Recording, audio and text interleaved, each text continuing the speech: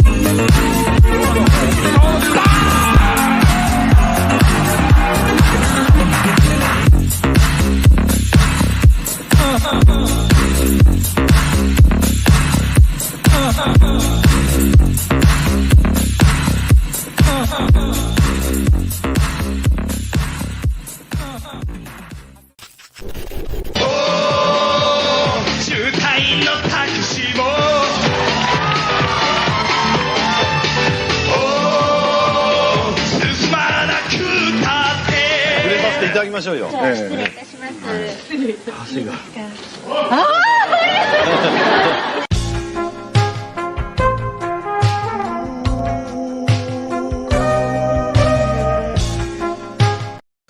All right, hello, ladies and gentlemen. Welcome to the stream. Yet again, I'm here on a Monday. Yet again, Mark has cancelled Fake Accents Unite. And you might be thinking, weren't you meant to be on holiday, eh? Well, unfortunately, friends, my holiday has been cut short because we were scheduled to go for 2 trips this week, and they were both cancelled because this illness that my little family has had. Mrs. A has been very unwell, doesn't seem to be getting over it. Triple A is getting better. It seems like the gravel voice is just a permanent. Maybe my voice is permanently altered to be gravelly now. I don't know. But effectively, my holiday was a disaster. I've spent the whole time here. I haven't been going online and looking at the news, and I've tried to keep off social media, but still, it's not the same. I was meant to be, eating lobster by the pool and going for country walks and things like this, and instead, I've been stuck here the whole time.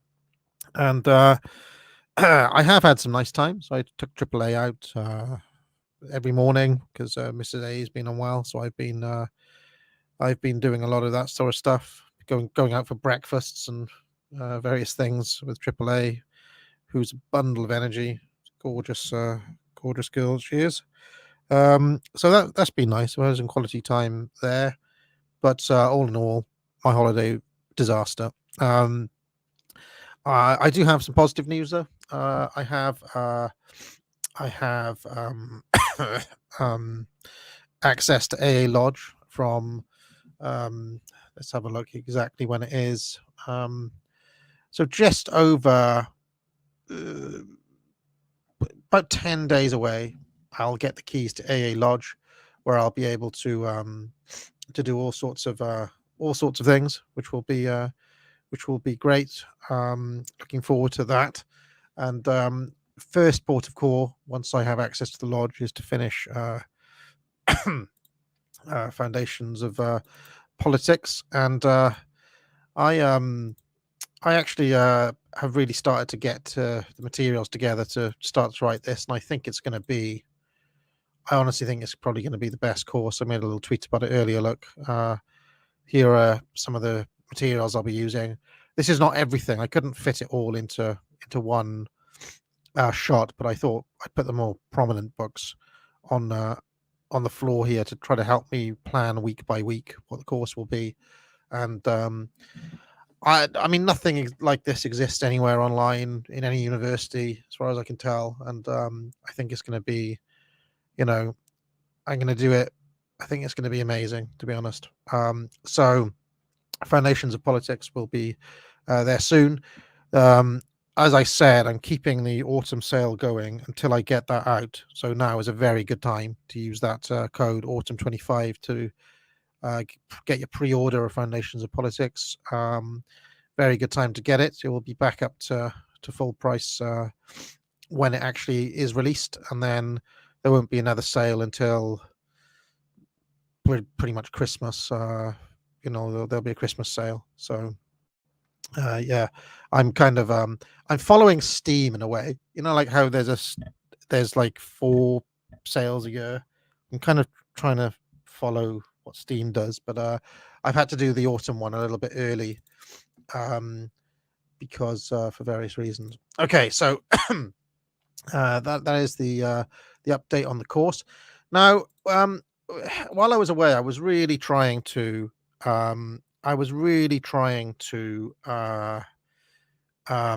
not do any work. Like, I was honestly trying to take a holiday and not do work. And I mean, if I do have obsessive traits in my personality, let's say, I find it difficult to stay away.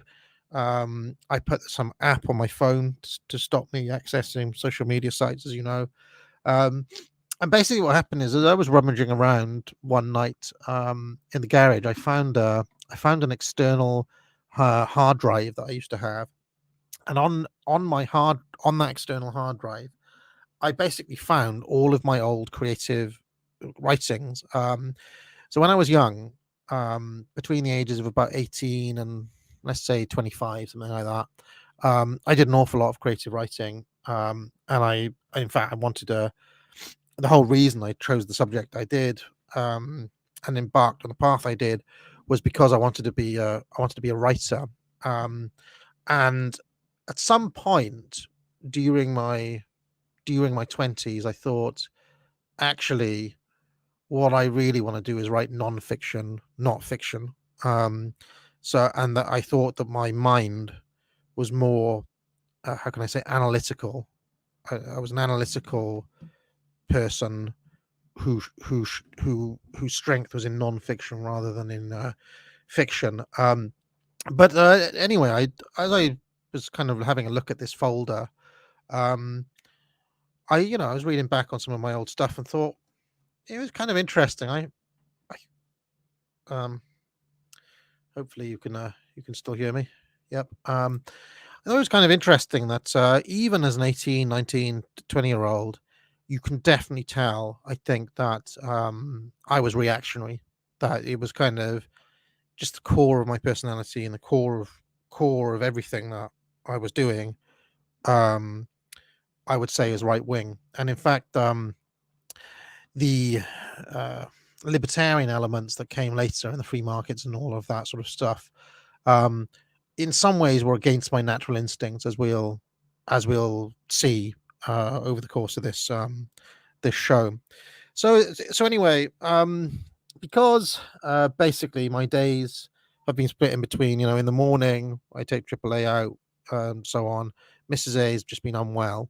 Um, so in the evening after AAA went to bed, I basically like, well, what am I going to do? I could either play video games or so I've done a bit of that.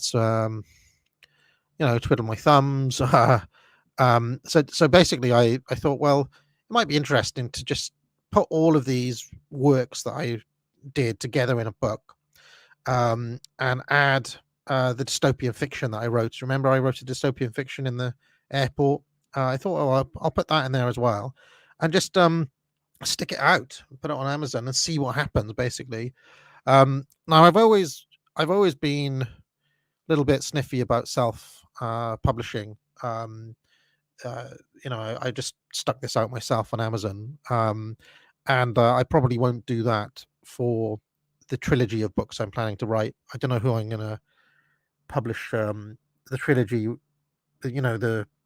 I've got a trilogy of non-fiction books I want to write: Boom Truth Regime, book on elite theory, and book on cyclical history or declinist history called The Prophets of Doom. I don't know which press. Yeah, it's probably between Arctos Imperium and the imprint academic. So those are the three I'm thinking about. I could go with kind of more traditionally academic presses and so on. I think they'd still publish me, but to be honest, I want people to be able to buy and read these books. So I want to, also want somebody who's like our guys, So, but anyway, I decided to stick these together. They're collected under the name. It's called the Collected Works of Maxwell House, and there's a good reason I've used that pseudonym.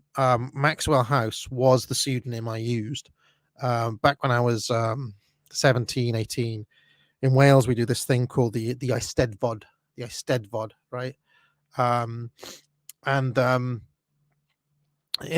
the Eisteddfod, there's this thing called the Bardic Chair. In fact, there's a junior Bardic Chair and the senior Bardic Chair. And one year I won the senior Bardic Chair, but you have to, when you submit your entry, you have to use a pseudonym. And the pseudonym I used was Maxwell House. And the reason is that I was just, as I was kind of getting my entry together, I was looking around for inspiration, and there was a jar of Maxwell House there, not Nescafe Gold, sadly. And I just thought, well, okay, Maxwell House sounds like a cool name, so I stuck that down. Okay.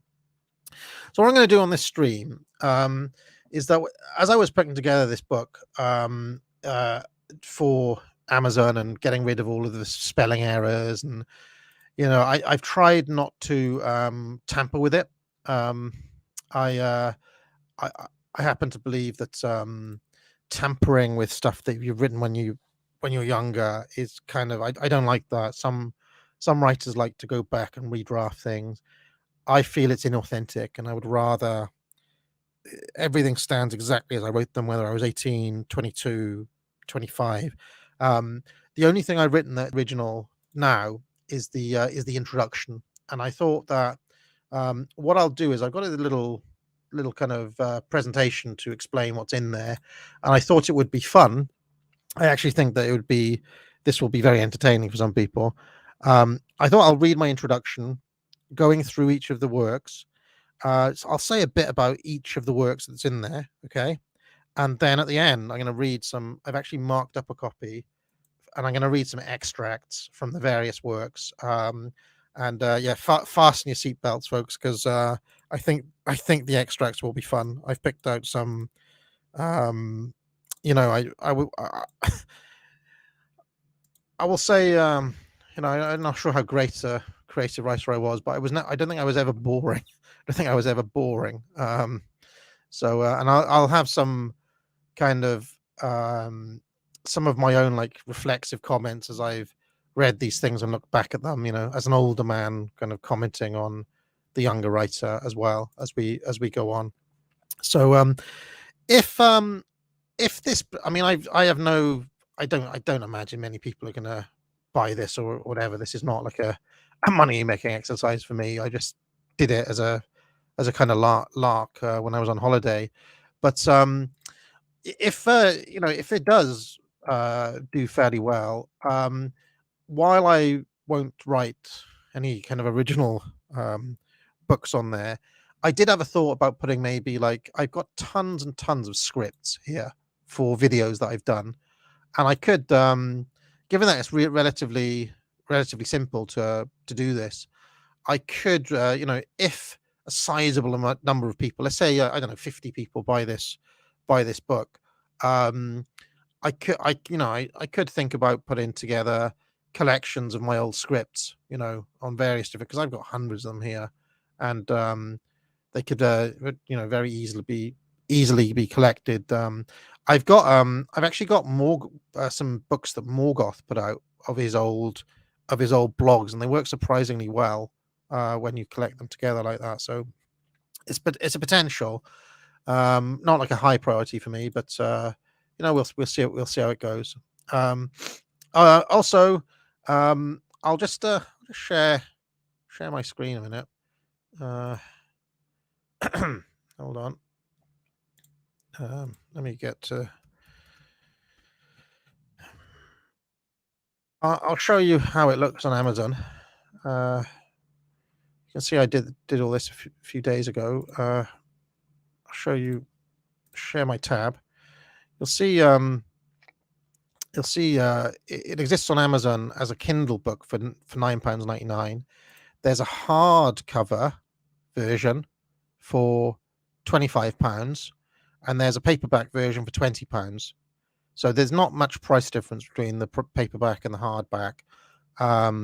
Although from what I remember, the hardback is slightly smaller. You have to pick kind of various sizes, and for whatever reason, the hardcover is a slightly smaller book than the paperback. And I couldn't help but notice that somebody has already left a review down here. Look,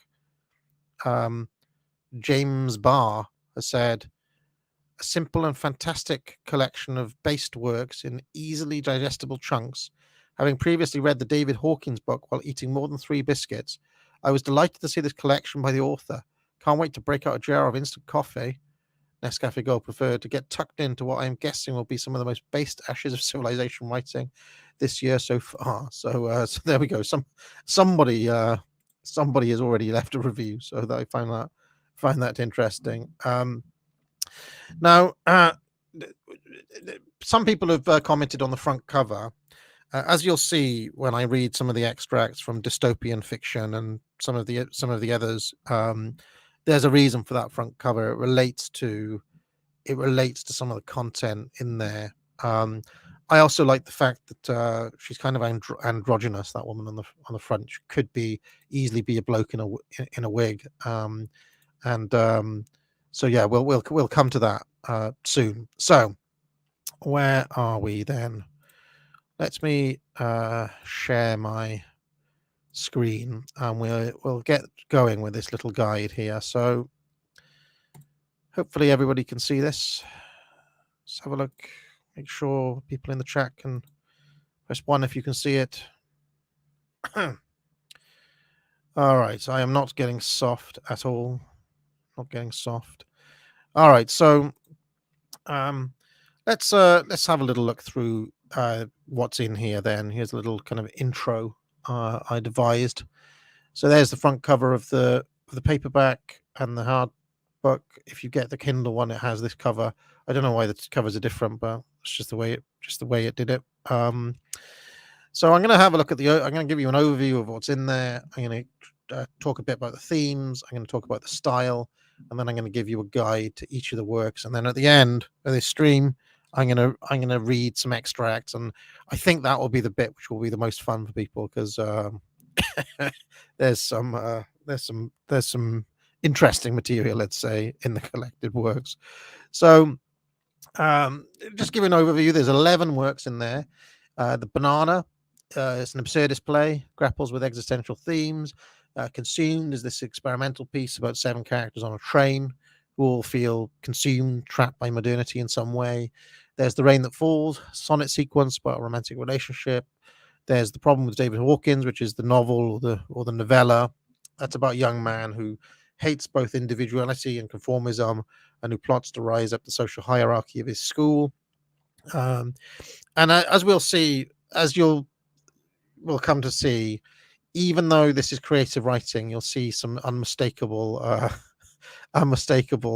characteristics that you've come to know and love of me later on. You can definitely you can definitely tell it's me in some ways, I would say. So the 5th work is A Falling Soul, an epic poem in which the speaker goes on a quest to find the meaning of life.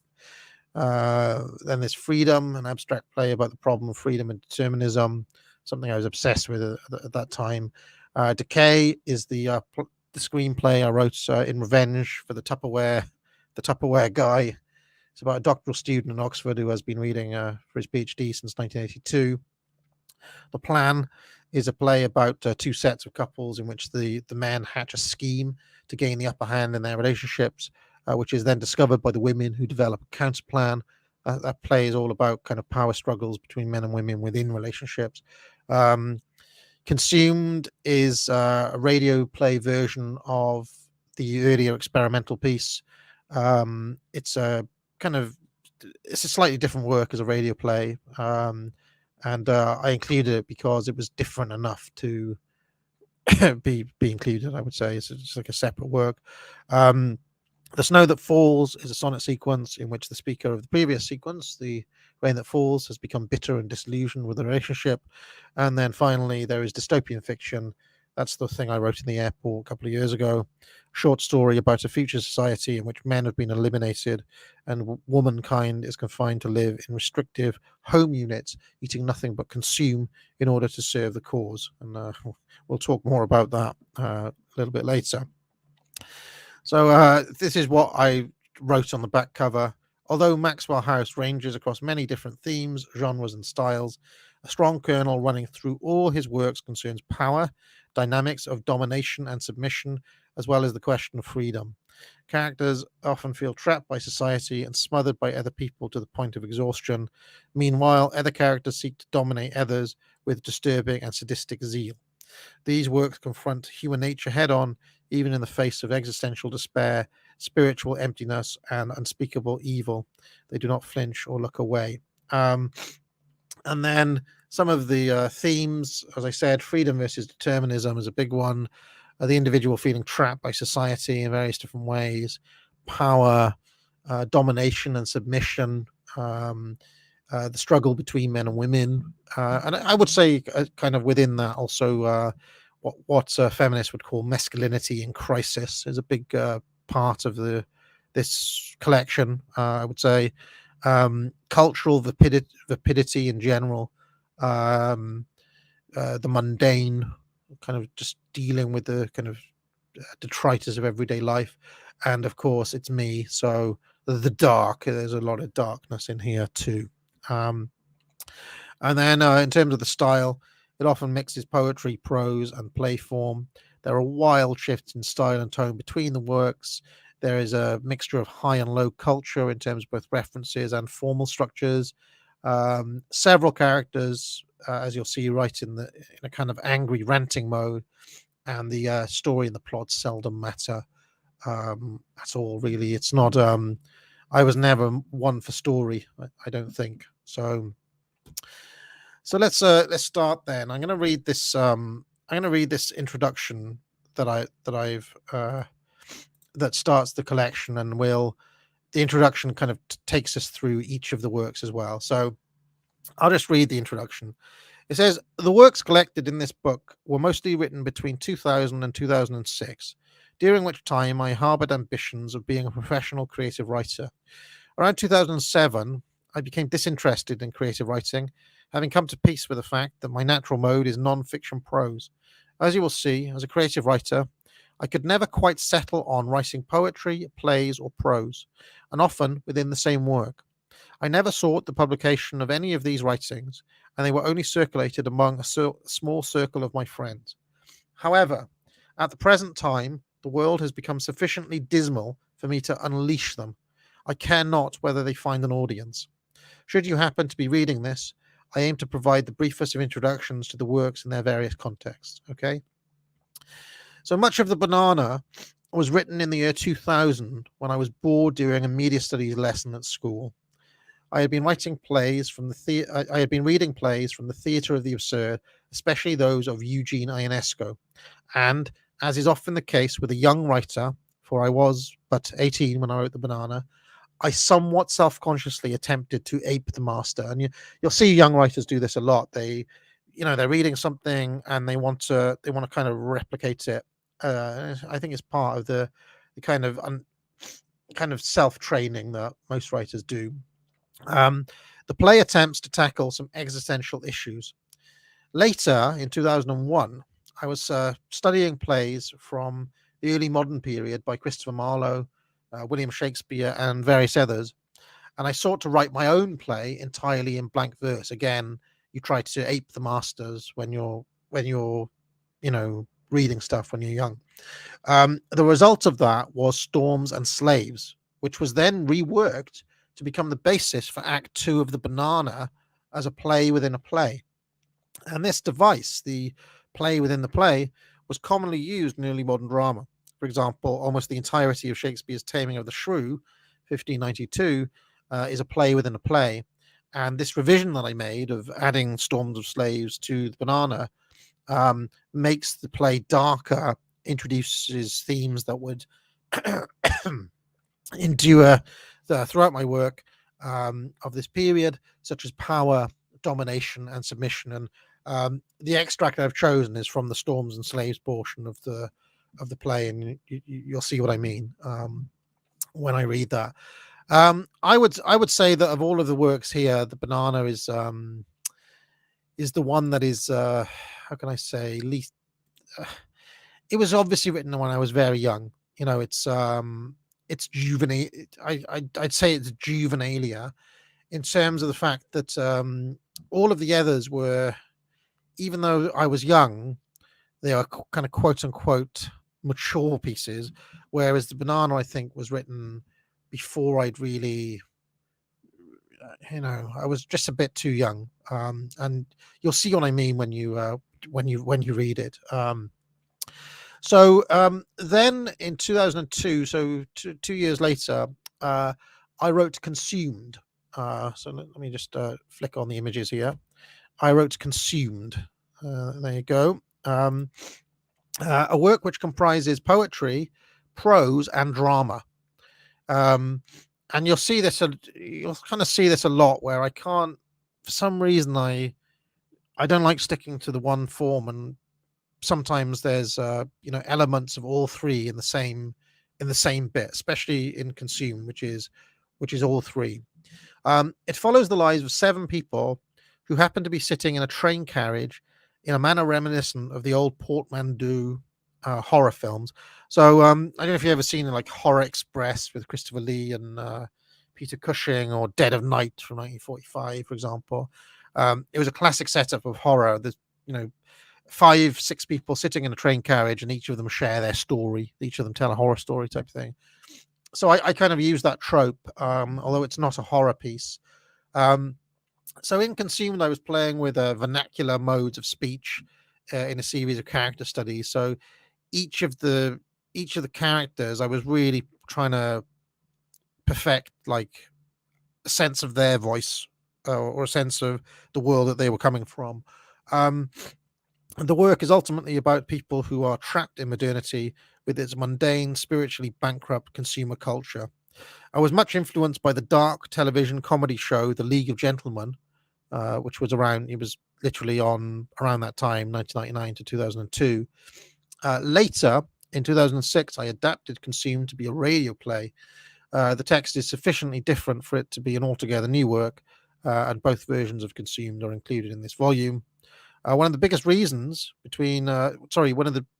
changes between the two versions, beyond the conversion of all the text to prose, and there's a couple of there's a narrator, two narrators added to it as well. Is that the student Lawrence Hargreaves, who's describes himself as a student and a radical thinker, he is removed from the radio play version of Consumed and replaced with David H., who is probably David Hawkins, the main character from The Problem with the David Hawkins, the novel. So, and that's included in the collection too. So the second version of Consumed kind of had a cameo of the character from the novel. And there's various other things as well. Like you'll notice there's a school teacher in Consumed who teaches at that school. In the there are all sorts of like weird little connections between all of the different works, which I'll talk more about in a second.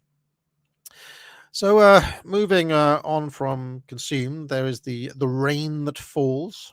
I had always written many poems. Most of them, at least over 100, are not collected here because they are considered too personal for public consumption. So, I mean, most of these were written to my partner at the time, kind of directly. So, I wasn't going to share most of those.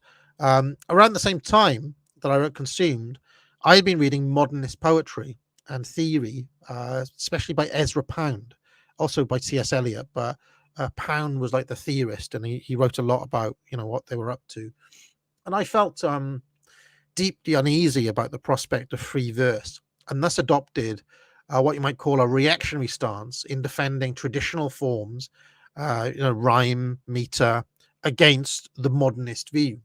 And I wrote in the preface at the time the following. So this was me as a frankly pretentious 20-year-old or whatever I was in 2002. I wrote in part in reaction to Ezra Pound, or rather to the all-pervasive sway of his list of don'ts among poets and poetry editors alike. I write also in part against certain so-called postmodern poets who, in their rabid pursuit of breaking up meaning and widening the gap between sign and referent, forget the patchwork of simulacra that supposedly constitute postmodern life. In other words, they disregard standard poetic devices in the name of a futile pursuit due to their very non-referentiality. However, the main motivation for the deployment of meter, rhyme, and fairly strict structures in my own verse is in view of the limited set of parameters defined by our social and ideological conditions. See Louis Althusser, Michel Foucault. In other words, the freedom afforded by verse libre is necessarily illusionary. Hence, the prosody of the poetry acts as a gauge for the degree of illusory freedom felt by the various speakers. So I'm kind of saying that the constriction of the meter kind of shows how constricted the speaker is, that he is not free either. He's forced into a kind of straitjacket of the traditional form, something like this. What a wanker. Okay, so it was in this frame of mind that I wrote The Rain That Falls in 2002. It's a sonnet sequence. So every poem is a 14-line sonnet, sticks to either English or Italian or French sonnet form. And it starts with an explicit invocation of John Donne, who is summoned almost as a wizard may try to raise a spirit through a magical ritual. These sonnets were written in the white heat of youth in a passionate relationship. So these were like, I'll admit they were personal ones, but I thought, well, of all of them, I'm kind of more happy to share these ones because of the kind of formal exercise that it was as well. They can be contrasted with the later sonnet sequence, The Snow That Falls, from 2006, which revisits the same relationship in Crisis. So, and again, I won't read too many of the extracts there, but you'll get a flavor of both of those sonnet sequences when I read the extracts in a moment. So in 2003, I completed. So let's move on. In 2003, I completed the The Problem with David Hawkins, a novella which aimed to be a turn of the millennium update of The Catcher in the Rye. The central character is David Hawkins. Despite claims to the contrary, he is not an autobiographical cipher, so he's not me. Although almost everybody who's read that book, who I know, claims that it is me, but it isn't. It really isn't. His problem is that he seems to hate everybody. He hates people who try to stand out to be individuals, and he hates people who are straightforwardly conformist. So he hates individualism and he hates conformism. The novella chiefly concerns his obsessive analysis of the social order of the schoolyard, and then his own attempts cynically to game its rules like a modern Machiavel. So there's quite a lot of Machiavellian scheming by old David Hawkins after he breaks down the social order of the school. There is much social comment, quote unquote, in the work, but I was also creating a distance between myself and my own views and those of the protagonist. So I wouldn't say that everything that this guy says is my own views, because that just wouldn't be, that wasn't the case then, and it wouldn't be now. The novella also plays with the notion of an unreliable narrator. That is, it is not clear if any of the events of the main plot actually take place or if David has made them up. So if you think about something like American Psycho, it's not actually clear in American Psycho what happens. And this is kind of similar. And also it plays with literary forms in a manner characteristic of this period of my writing. So there are like snippets of poetry, and there are moments where the form kind of breaks within The Problem with David Hawkins as well. I don't know how. In my experience, the people who read the novel don't like those elements because they're just reading for they want to read more of the story type thing, and they kind of get irritated by some of the formal playing around. So there we go. So let's keep on going. So the next work is A Falling Soul. After finishing the novella, I wanted to write an epic poem, or at the very least a rather long one. The result was A Falling Soul, completed in 2004, which sees me playing with many different forms, both traditional and modern. In the mix of influences, one can detect both the traditional English canon of poetry, as well as Bob Dylan and rap music. All of them were kind of present in there. There is much mixing of esoteric symbols with pop culture references in a vaguely medieval setting. I was always obsessed with this idea of the high and the low and mixing them both at the same time.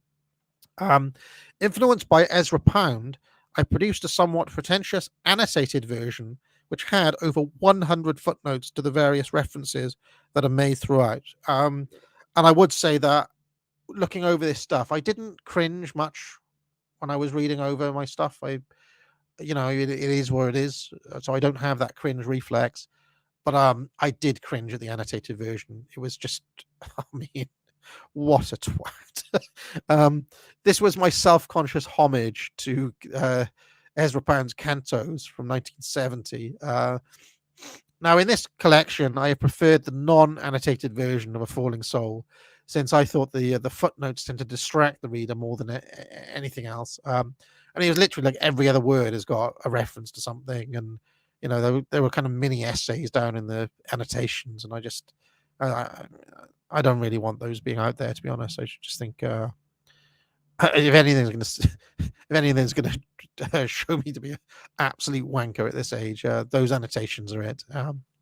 Anyway, I rather think that this sort of long form narrative poetry was not my forte. Whatever qualities I had as a writer, I don't think this was it. This long form narrative poetry, and this poem was more something I did as a formal exercise than anything else. I was very interested in form, and there's a lot of formal kind of playing around. To the extent there is a story, the speaker is searching for meaning in life and embarks on a quest to find it. He encounters in order a duke, a jester, a duchess, and a lord playing chess, a guard. a lost diary of somebody called Wilson, the two who happen to be called the Paladin and the Master, a necromancer, and 6 various chambers. I would say that this is perhaps the strangest work in my oeuvre. Sharper readers will spot material from this also appears in The Problem with David Hawkins, as some of the poems that so over the course of David Hawkins is like he's going to see a doctor, like a shrink, and so the book is replicating what he's telling this doctor every single week, and or a therapist, or whatever you call it, but and during the course of it, he shows some of his own writings, and a lot of the stuff that he shows is material from Falling Soul, and this suggests, therefore, that the speaker of A Falling Soul is also David Hawkins. So there's a weird tie-in between these works. Okay, let's carry on. I don't have a front cover for Freedom. In 2005, I spent much time grappling with philosophy around the question of freedom versus determinism as a kind of Socratic exercise. I wrote Freedom to try to think through the determinist position more fully. The line, "Here is your life back, spend it wisely," is taken from A Falling Soul. I was much taken with the idea that all of my works, so I'm talking about, I don't have a front cover for Freedom, but it's a little play I wrote in 2005, right after Falling Soul. I was much taken with the idea that all of the works are taking place in the same internal universe, a little bit like in Quentin Tarantino's films. You know, like how Vincent Vega and what's the other Vega brother's name? The Mr. Blonde and John Travolta are brothers. From Pulp Fiction and Reservoir Dogs.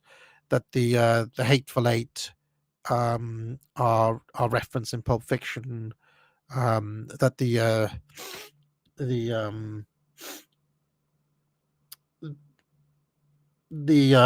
plot of the Kill Bill movies is also mentioned, in the dialogue of Pulp Fiction. So it's all part of the same world.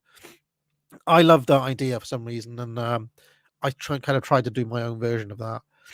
Also, around this time, I was particularly interested in the plays of Samuel Beckett, and he is a tangible influence on the play Freedom.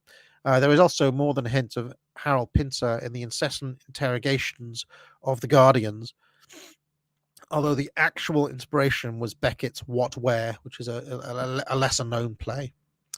All right, so moving on. Also in there is Decay. Let me talk about Decay. What did I write in the introduction? 2006 was a productive year as far as my creative endeavors went. First, I completed a screenplay called Decay, which was based on a real-life PhD student I encountered at Oxford, who had been reading for his doctorate since 1982. His thesis was on the topic of the border politics of Eastern Europe, which, of course, kept on changing. Almost nothing in the play is true, except for the character's main name, Andy. Every other detail was imagined by me based on the general vibe that exuded from this chap. So I basically just made it all up. He seemed to be a decaying person. He had also annoyed me by persistently making the kitchen smell with rotting food that he kept in a rancid Tupperware. And this screenplay was my revenge. Decay makes heavy use of pop music throughout, and the tight control of the directorial decisions in the script is another vestige of the influence of Samuel Beckett, who I was writing a dissertation on around the times around 2006, when I was writing all of this stuff. I also wrote another play in 2006 called The Plan. One of my favorite films and plays had long been Who's Afraid of Virginia Woolf? The 1966 film starring Elizabeth Taylor and Richard Burton. And I had wanted to write my own Battle of the Sexes piece, only set in the mundane early 21st century and featuring loathsome 20-something millennials instead of, the likes of Burton and Taylor. Now, given that this is the 8th work in this collection, I think it is worth noting that there have been wild shifts in form, tone, and style with each work. The plan is written in a kind of small realism, as compared with the absurdism of the banana, the experimentalism of Consumed, the traditionalism of A Rain That Falls, the abstract nature of Freedom, and the postmodernism of Decay. It might be a fair criticism of, me as a young writer, that I never really found a natural mode or voice as a creative writer. And this ceaseless switching between and using up of styles belies a certain restlessness and even waywardness, you might say. In other words, the adoption of many different styles could well be an indicator of a lack of style. And this is characteristic of a young writer, I think, trying to find themselves, to use a cursed phrase. I know that find yourself is a horrible phrase, but I think you see this quite a lot when people have yet to fully find their authentic voice, to put it that way. And you see a lot of this in these works, constant switching of, what sort of mode are we writing in here? What is the form? The plan, I think, comes closest in style to The Problem with David Hawkins, if only in that the various rants of John, who's the kind of main character, echo the very ranty style of David Hawkins, and both are characters that are somewhat reminiscent of Jimmy Porter from John Osborne's Look Back in Anger from 1956, also a film starring Richard Burton. It is perhaps fair to say that the rant was a mode that came more naturally to me than others, and one can detect it also in Mr. Parkins from Consumed. And I picked out an extract with him in it to read in a moment. In terms of its content, the plan is mostly a play about masculinity in crisis, and I would argue that all of the works really concern masculinity in crisis. Okay, let me continue. So here's the radio play version of Consumed. It's the same work, but kind of redone. 2006 also saw the reworking of Consumed into a radio play, which was briefly discussed above. The introduction of the two narrators gives the work a markedly different feel. The mood I was going for here was something like Dylan Thomas's Under Milk Wood from 1954, Welsh writer, of course. And you can see that, how can you say, I wasn't one to hide my influences at any given time. And you can kind of, I think the introduction of the narrators and the kind of style there, it was going for kind of a Dylan Thomasy feel for parts of this, catching glimpses of lives almost in a dreamlike or perhaps nightmare-like state. Consumed may work better as a radio play than as the earlier experimental poem prose play hybrid. Certainly it's more cohesive as a work. I think, like, if you're not familiar with it, many people might prefer the radio play version, but I seem to have fonder feelings for the original. And as I said, I dislike the notion of meddling with older works. I was a different man in 2006 from who I was in 2002, just as I am a different man now in 2021. It feels inauthentic and wrong to me to adjust what the younger writer had done. To do this is to replace the younger self, who is gone forever, with the present self, who obviously is here right now. So I'm kind of I still feel, obviously I didn't feel that in 2006, but I was kind of going against my instincts, I think, when I reworked Consumed. And then I wrote quite a lot in 2006, clearly, because the fourth and final work to come out of that year was The Snow That Falls, another sonnet sequence, and a bitter follow-up to the earlier The Rain That Falls. The sequence finds the speaker dissatisfied with his relationship. The sex is gone. Things have hit the rocks in general. The speaker struggles with various feelings, from rage to inadequacy. On reflection, it is remarkable that this relationship lasted another 6 years, but That is life, I suppose. Somehow things come back alive for a while, burn brightly again, and for a while we can live in the glow of the embers. But for how long? As I grew older, I grew colder. And then the final and the latest work that I have included here is Dystopian Fiction, written in 2019 when I was when I was stuck in an airport feeling miserable about the state of the world. If only I'd known then how quickly aspects of my dystopian fiction would actually become a reality, in less than 3 years. It's just remarkable. Um, Stylistically, I really wanted to write a story that had no plot, no story, no narrative arc, no characters. I wanted to write something that denied any form of emotional hook. And I had the idea that the dystopian fiction would work better if it was written in the icy and formal objective manner of a third person report. Although many aspects of this work will be disturbing to readers, there are elements in it that link thematically to my earlier works, especially the focus on power and modes of domination and submission.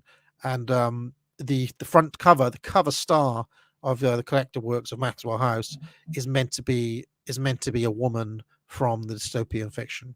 Okay. As for the 13-year gap between The Snow That Falls and dystopian fiction, what was I writing between 2006 and 2019? I had mainly dedicated myself to non-fiction writing, of which I published a fair amount. I continue to believe my forte is in non-fiction and analytical scholarly writing rather than the creative. The 11 works showcased here are all rough around the edges and flawed in some way. As I said, the works of a creative writer who never really found his mode or voice. If there's something that connects these disparate works beyond the themes of power, domination, and submission, or the yearning for freedom in a suffocating society, it is that I was trying on my different voices and personas, always in a bid to distance or disguise my own voice, and in a sense to deny the authentic self, whatever that means. But still, I hope that there will be moments that touch the reader. Reading back on these works now, I can see that there were times where I was raw, spilling the heart onto the page in a way that I would not dream of doing now. But whatever the case, these words are just ashes in the wind. To quote Julian Hunter, one of the characters in Consumed, I am an artist that nobody hears. Okay, so that was my that was my introduction to the collection. And what I'm going to do now, I'm going to pause briefly. I'm going to have a look to see if there's been any super chats, and I'm going to read those. I need to go and grab a drink because I can feel a kind of tickle in my throat here. I need a drink, and then I will read some extracts from the works, which I think will be the most fun part of this stream. If nothing else, if those of you who won't buy a copy, at least you'll get to see you'll get to hear some kind of spicy extracts that I picked out. Cringe Walker says, should have gone with the name Mrs. House, pretend to be a frustrated housewife to profit off feminists. Line Drinker says, this is the first stream I've ever got to listen to live. Please spend this on a cocktail. Well, thank you very much, Line Drinker, for $19.99. Thank you very much. All right, so I'm just gonna go briefly and get myself a drink. When I return, we're gonna be reading extracts from it, and I've even got I've got a copy of a PDF here. I've been reading from the introduction, so we'll have a little look at that when I get back. And honestly, I think it's going to be a lot of fun. I think if you've bared with me for the first hour, I think the second hour is going to be a wild ride. But give me 2 minutes.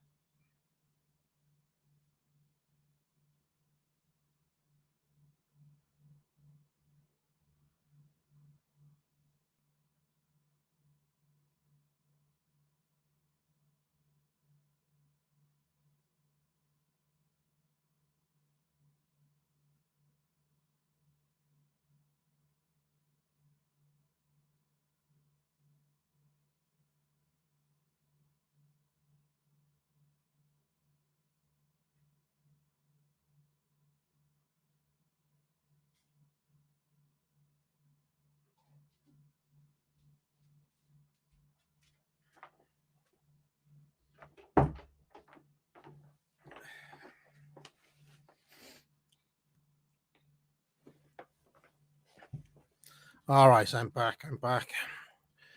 Can you hear me? Hopefully people can hear me. Okay.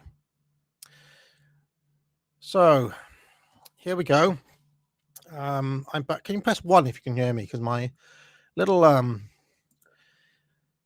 thingy's not kind of moving. You can hear me? Yeah. Okay, great. Now, I'm going to read some extracts from this, and I can guarantee you, it doesn't matter who else you subscribe to, there are no other YouTubers who will have anything like this. Maybe, but we'll see. Okay, so you can see. Let's have a look. All right, so I've highlighted bits in yellow that I wanna read.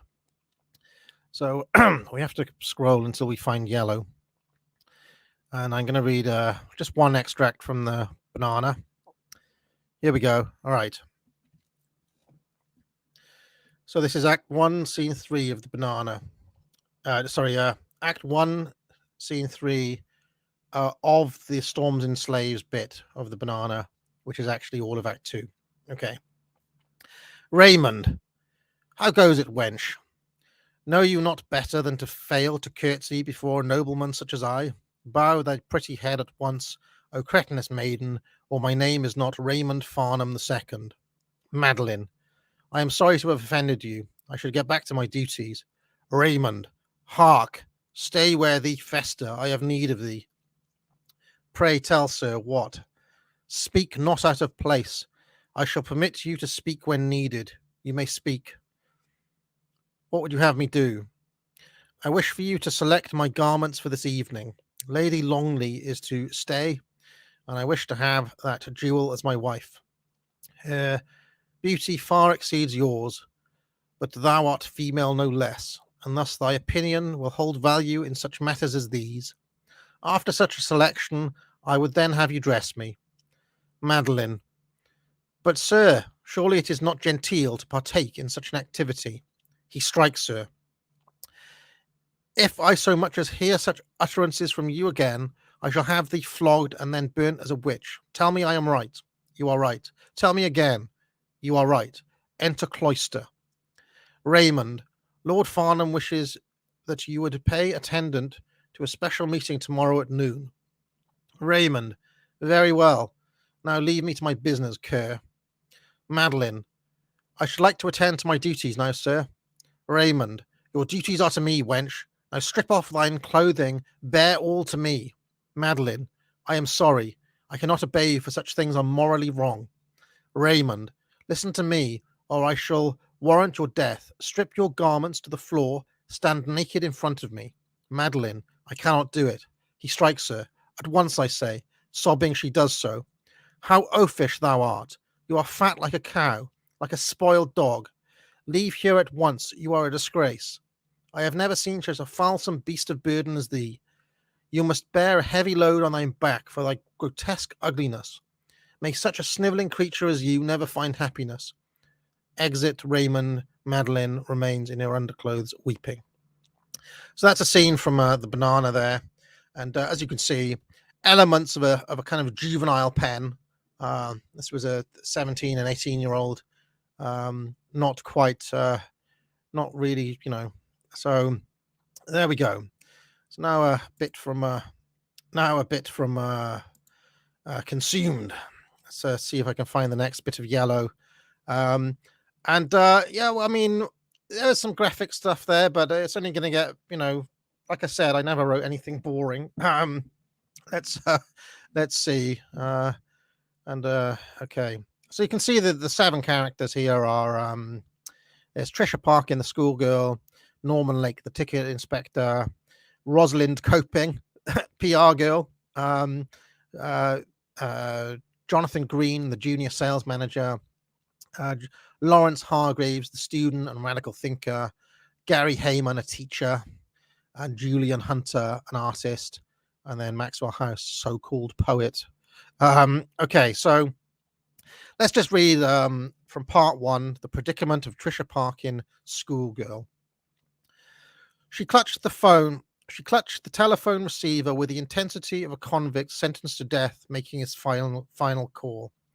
As the minutes crusaded on to the incessant tune of unanswered ringing, the impending doom of Sean not picking up as fast was fast becoming a terrible reality.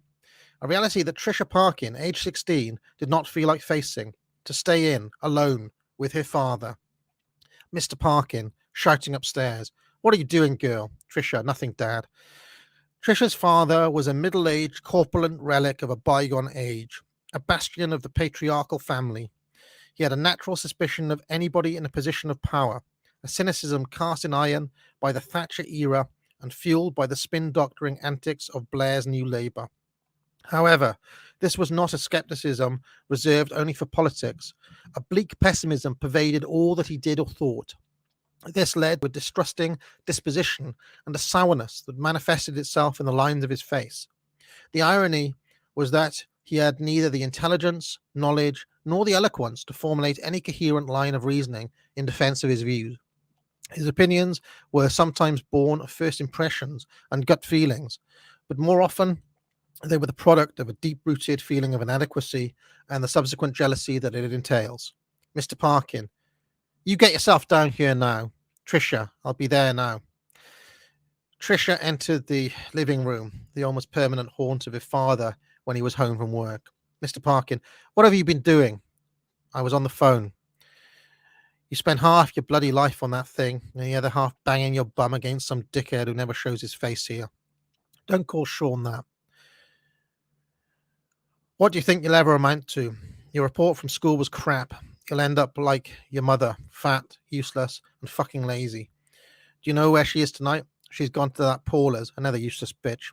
If you're not careful, girl, that's what you'll be, useless. Do you hear?" "Yes, Dad." "I don't know why you're wasting your time with that boy. He's a waste of space. You don't want to be messing around with boys your age. Maybe if you didn't think about them all day long, you wouldn't be so thick. You'll end up just like the rest of them. You'll find some idiot that you think that you love, find a shit job, and before you know it, you've got a bun in the oven and no money to look after it. Do you know how many girls live that life in this country?" "Yes, Dad." "Mr. Parkin, it's no point saying yes, Dad, if that's all you're going to do anyway. Where are you going now?" "Back to my room." "Mr. Parkin, you don't listen to a word anyone says. Well, fuck off upstairs then, you little brat." There's a little bits from Consumed. I think I've picked out a few bits from Consumed, so you can see the Tricia Parkin story is quite long. Then we've got what else have I got? Here's the Rosalind coping. She's you can basically you can see all her emails, and she fancies this guy called Dominic at work, and she hates her boss. So there's all her little kind of emails. All right, let's read some of this bit. The Diary of Jonathan Greene, Junior Sales Manager. Monday. I wish I was special. I wish I was a star. I'm nothing to nobody, and it hurts.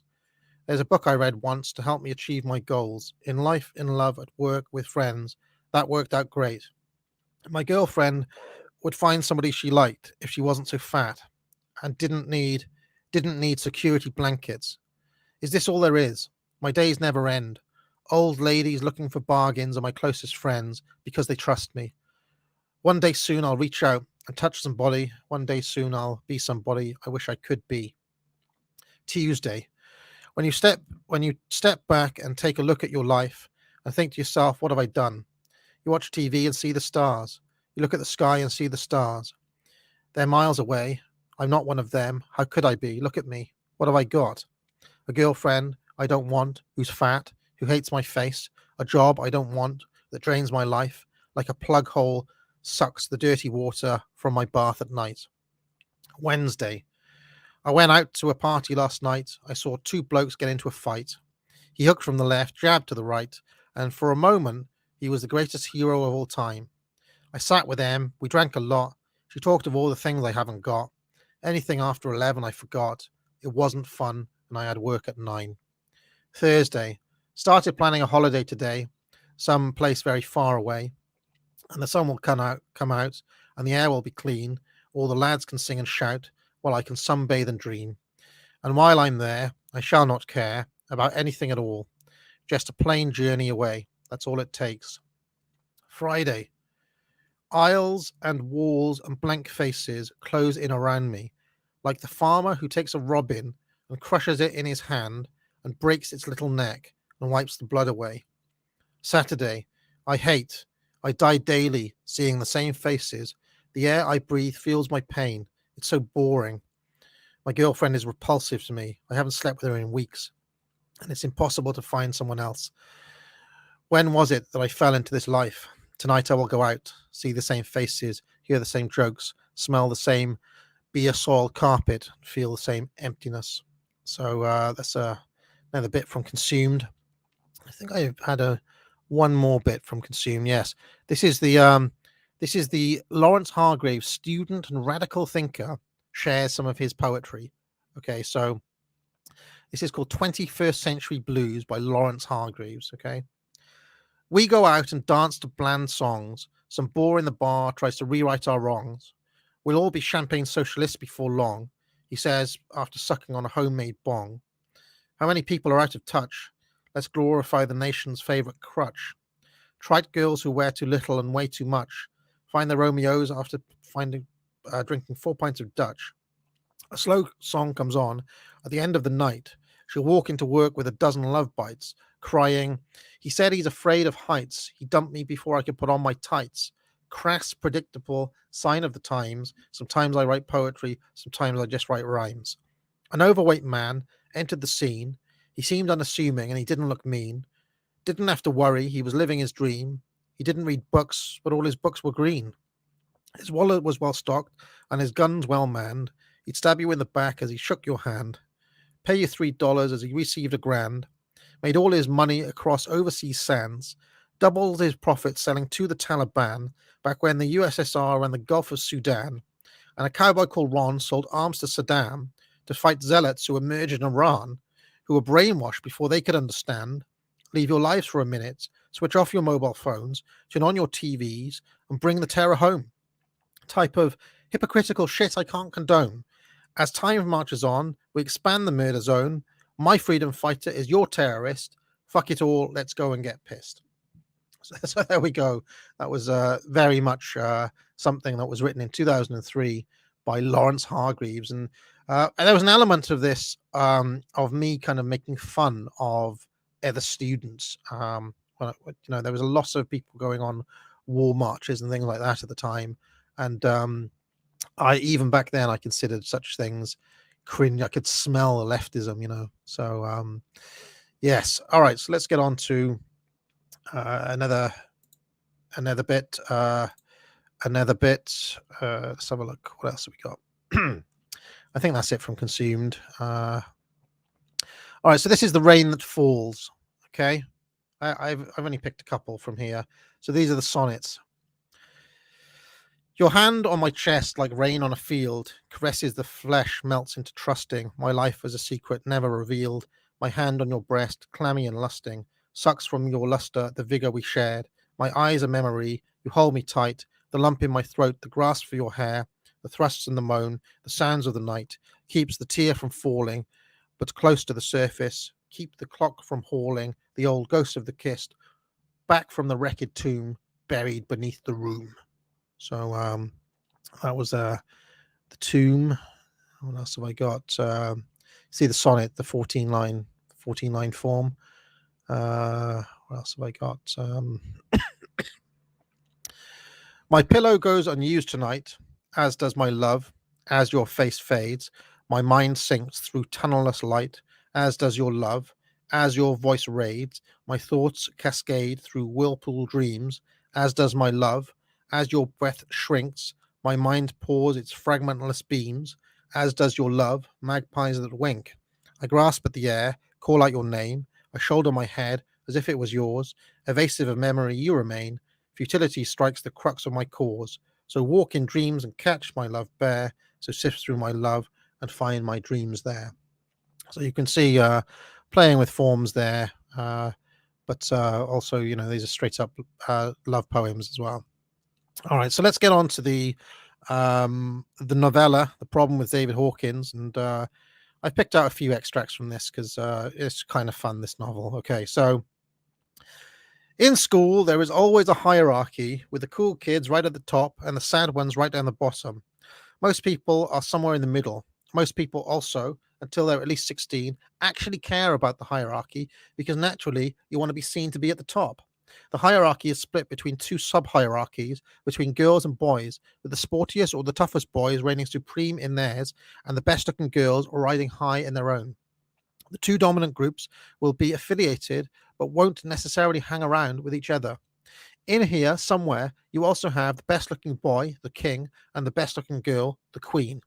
The king is not necessarily at the very head of this hierarchy because males trade not only on looks but also on hardness. Most likely, the toughest lads will be on top. The top of the male hierarchy is complex. Inevitably, there are a few core leaders and then a plethora of assorted hangers on. This is paralleled on the female side by good looking girls flanked by the girls that talk the loudest, who, in turn, preside over a multitude of other nonentities. Oh, and also, on the boys' side, don't forget the king's men, good looking boys who are good at sport, who rank above generic hangers on and form their own subgroup. In America, these are known as jocks. All the other boys, even those technically outranking them in the social strata at large, will secretly look up to or admire these boys, especially the king. So let us recap. On the male side, there will be the main leader, the emperor. He is the coolest, hardest, baddest kid on the block, and will be flanked on by he will be flanked by one or two tough nuts. These are in command of a dozen or so others who are in turn cooler than everyone else in the year. In addition, 3 to 5 good-looking guys and the king will be deeply allied with this dominant group, but only mix in moderation. All of the upper echelon will be good at sport, but the king's men will be the absolute best, and some, mainly hangers-on of the emperor, will trade more on reputation than on skill. This select group of 15 to 20 or so boys will be all the boys that the girls will ever be interested in, regardless of looks. Reputation is enough. The girls, on the other hand, are led by the queen and one or two slightly less attractive but still very desirable girls. As lieutenants, they employ possibly unattractive or overweight mouthpieces who always have too much to say.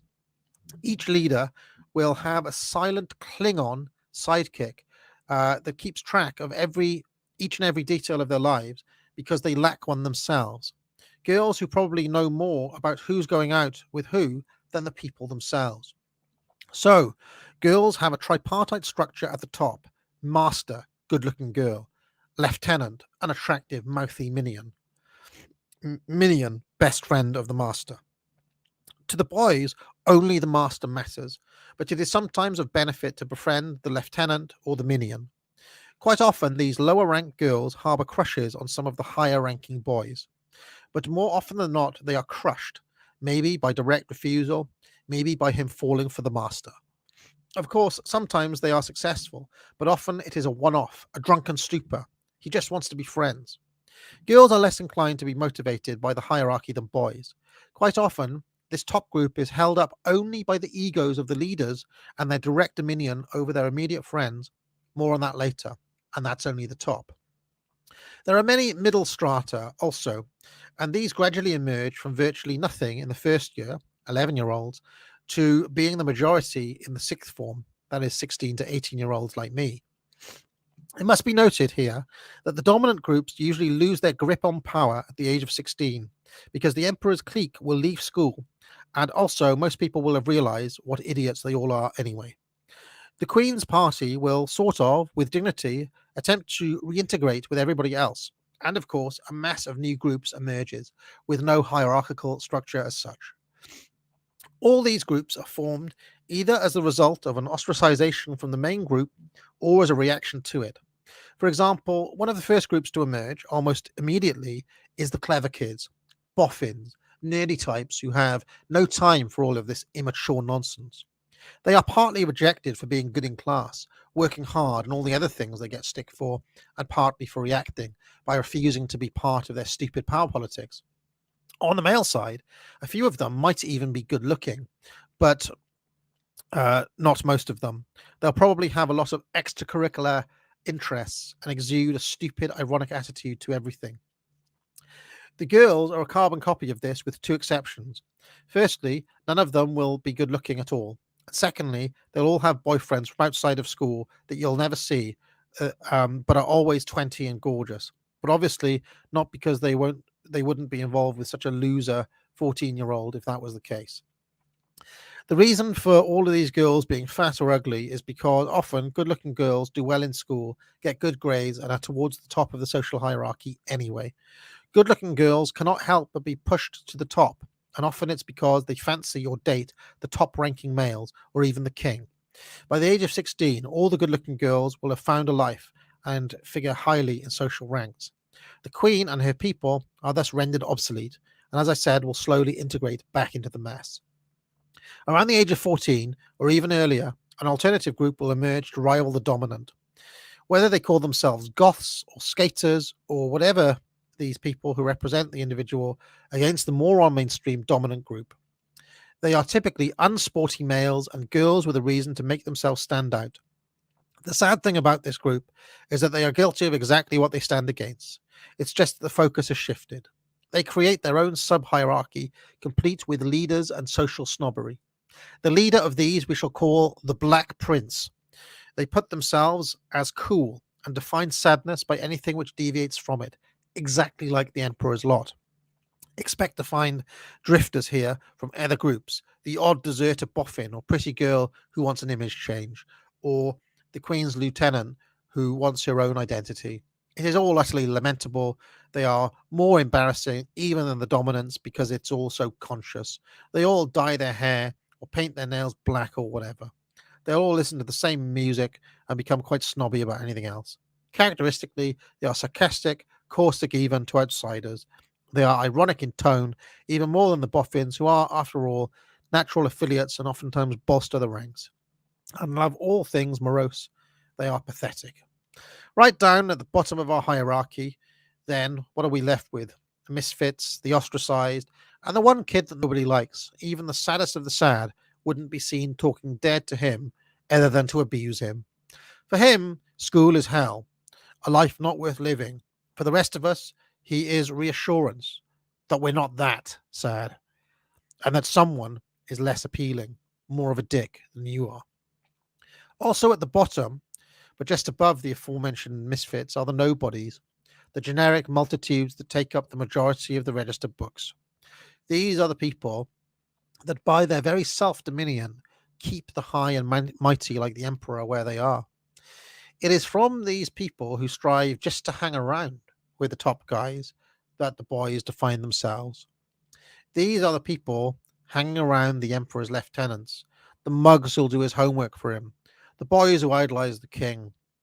Because everything is very focused on the boys at the top, they are the only attractive ones to the girls. Very logical. In the girls' camp, a parallel does occur, but girls tend to hang around in smaller groups or pairs rather than in packs. The tendency to bitch about other girls means that the queen's position, and that of her lackeys, is never really as strong as the emperor's. A female emperor can never really emerge because the other girls wouldn't let it happen. Girls, by their very nature, are a lot more heterogeneous in their way of thinking, in their attention to trivial details and whatnot. This can be explained by the culture of team sports, which is mentally beaten into the skulls of boys from an early age. Football, rugby, cricket, all arenas where boys can prove themselves and move up the social hierarchy. Getting picked last is the ultimate humiliation. Girls, because of the way they are, and because of the difference in emphasis and priority afforded to female sport, don't have to suffer this ordeal as much. But team sport can be taken as a metaphor for a lot of stuff. Football is a game that makes stars. It is also a game marked by the fact that everybody plays it and watches it, and those that don't are in the minority. How is it possible to be an individual in a team game? In technical terms, this is easy to answer, but in theory, you can't strive for the team and be yourself, can't you? And assuming you can you do so by being an individual, by being different? The answer is no, it's impossible. Sport, by its very nature, forces you to adhere to a set of rules. Team sports adds to that a responsibility to your teammates. On the pitch, you can only express yourself as an individual within the confines of the rules and within the limitation of the agreed tactics. How can such a fundamentally anti-individualist game like football be at the center of our supposedly individualistic culture? Either the sport is really individualist, or our society is in reality anti-individualist, or it's a totally inexplicable phenomena. I'll leave that one for there. But I'd like to get back to the school kids. What I was trying to say with all the hierarchies, emperors, kings, and queens, is that in school, the myth that everybody is equal is totally shattered. By its very nature, school creates inequality. It separates the good from the bad, the clever from the unintelligent. It places people in sets, for God's sake. Set 1 for all the good, bright ones, and set 6 for all the dunces.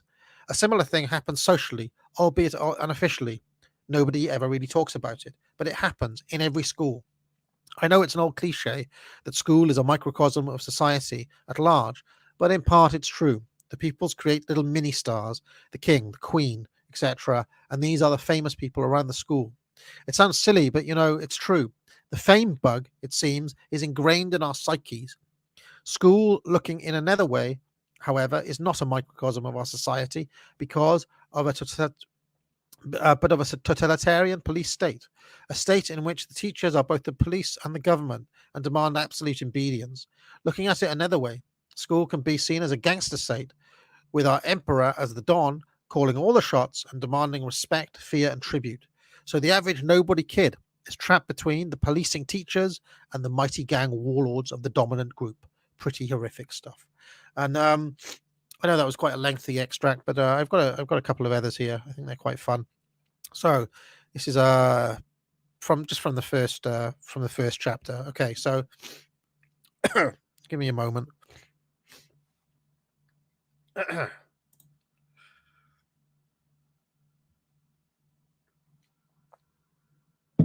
Okay. So this is from chapter 1. I remember this one time when we were all 14 or 15. We went to Belgium on a school trip.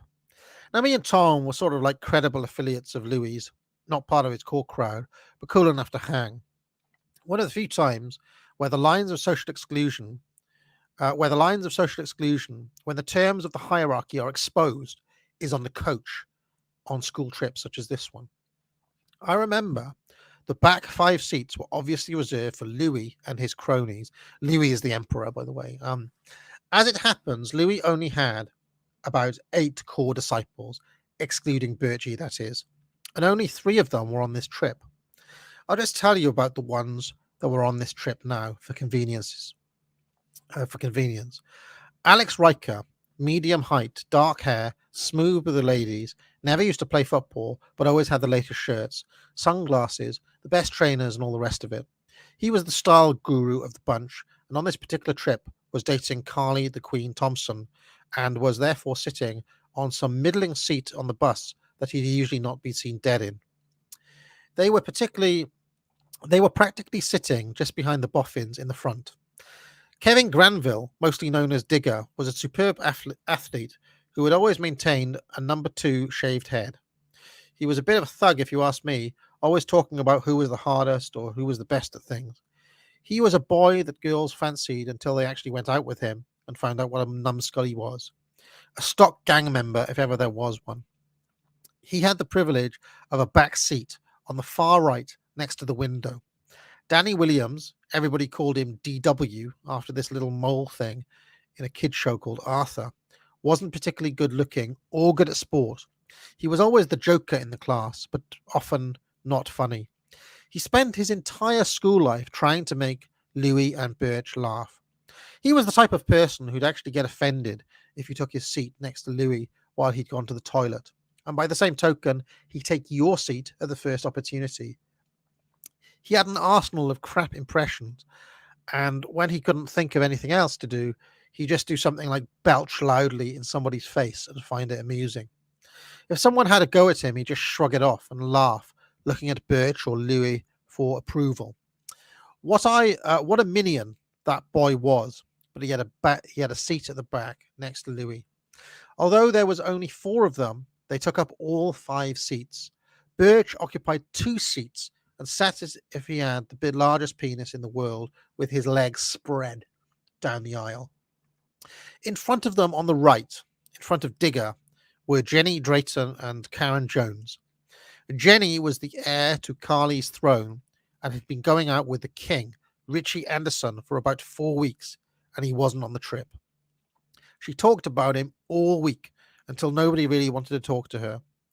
Karen was her lieutenant and spent the whole journey on that coach, kneeling on his seat, facing the back to talk to Louis and company, until Birch and Digger fell asleep to give her a hint. On the left, in front of them, were Owen Dixon, who this story is about actually, and his mate Chris Kane. These two really had no business to be that far back on the coach, but they got there early to ensure their place. These lads were proper minions. They used to do things like wait around outside school for Louis when he had detention or something. They used to go downtown and buy him sweets when he wanted to stay and play football or something. The irony is that he'd never do anything like that for them, and he used to treat them like shit. He really did. I remember once he was talking about his birthday plans and how it was going to be the biggest party ever. Chris Kane was sitting right there on the same table as him in art or something, and he said to Alex Riker, "I'm going to invite everybody. It's going to be wild. I'll even invite Chris Kane." And then Riker gave a little mocking laugh. Did they forget that the poor boy was sitting there trying his damned hardest to be part of the conversation? It must have killed him. That's even, as if to say, even a little nobody like that, not worth to lick the shit from my shoe, but he's coming to the party. I'll never forget that day. Just shows you how arrogant these guys were. Anyway, where was I? Yes, it was in front of Chris and Owen that we were sitting, and Tom obviously thought it was an achievement of some kind. You see, you should have seen his face. He was dying to burst open from pride. The pride of sitting 2 from the back in a fucking coach. And this was my best friend. I sat next to the window and spent most of the journey looking out of the window and daydreaming. Tom was no great conversational companion. Just opposite us on the right, there were Matt Danson and Tommy Chu, who were the king's men in the truest sense. It sounds funny, but Tommy Chu was a national ping pong champion for our age, and that's quite an achievement. His parents were from Hong Kong, and he was good looking in a very oriental sense. A long, narrow jawline, perfectly formed eyes, always a different hairstyle. Tommy was quite a catch for the girls. Matt Danson was not as attractive. He did play football and cricket for the county, though. Of the King's men, of which the only other one, Harry McBride, who'd come straight from public school, was not on the trip either. Danson was the most accessible and most congenial and friendly. He was so down to earth, so humble. Bizarrely, he wasn't nearly as fancied as Richie, Tommy Chu, or McBride, who, by the way, took and passed his driving test after only 2 weeks, making him the first in the school to drive. It's just indicative of our times, isn't it? That hotshot braggarts like McBride are more attractive to girls than Matt Danson. In front of us were sadder types, a couple of Louis' gang wannabes, John Mason and Dinesh Patel, some alternatives who kept themselves to themselves, like and Francis Connor, Carly Thompson's little minion. Having been left for the better offer of Riker, poor Francis had to sit next to Jessica Reynolds, then just a disregarded boffin. Come to think of it, Jessica is a lot more interesting than Francis, and once again, it's testament to our times that it is Francis that had to endure the ordeal of sitting next to Jessica rather than the other way around. If Francis could ever dislodge her head from Carly's arse, then maybe she'd realize that she and Jessica have more in common, and she would come to realize later they are now good friends. Just to mention it, I've dated all 3 of these girls at one time or another. Jessica Reynolds and Frances Connor, but also the legendary Carly Thompson. More on that another time, because as it stood, Carly was with Riker. Frances had no life and a spotty face, and Jessica was a socially inarticulate, goofy boffin with a brace. So there it is. The scene is set.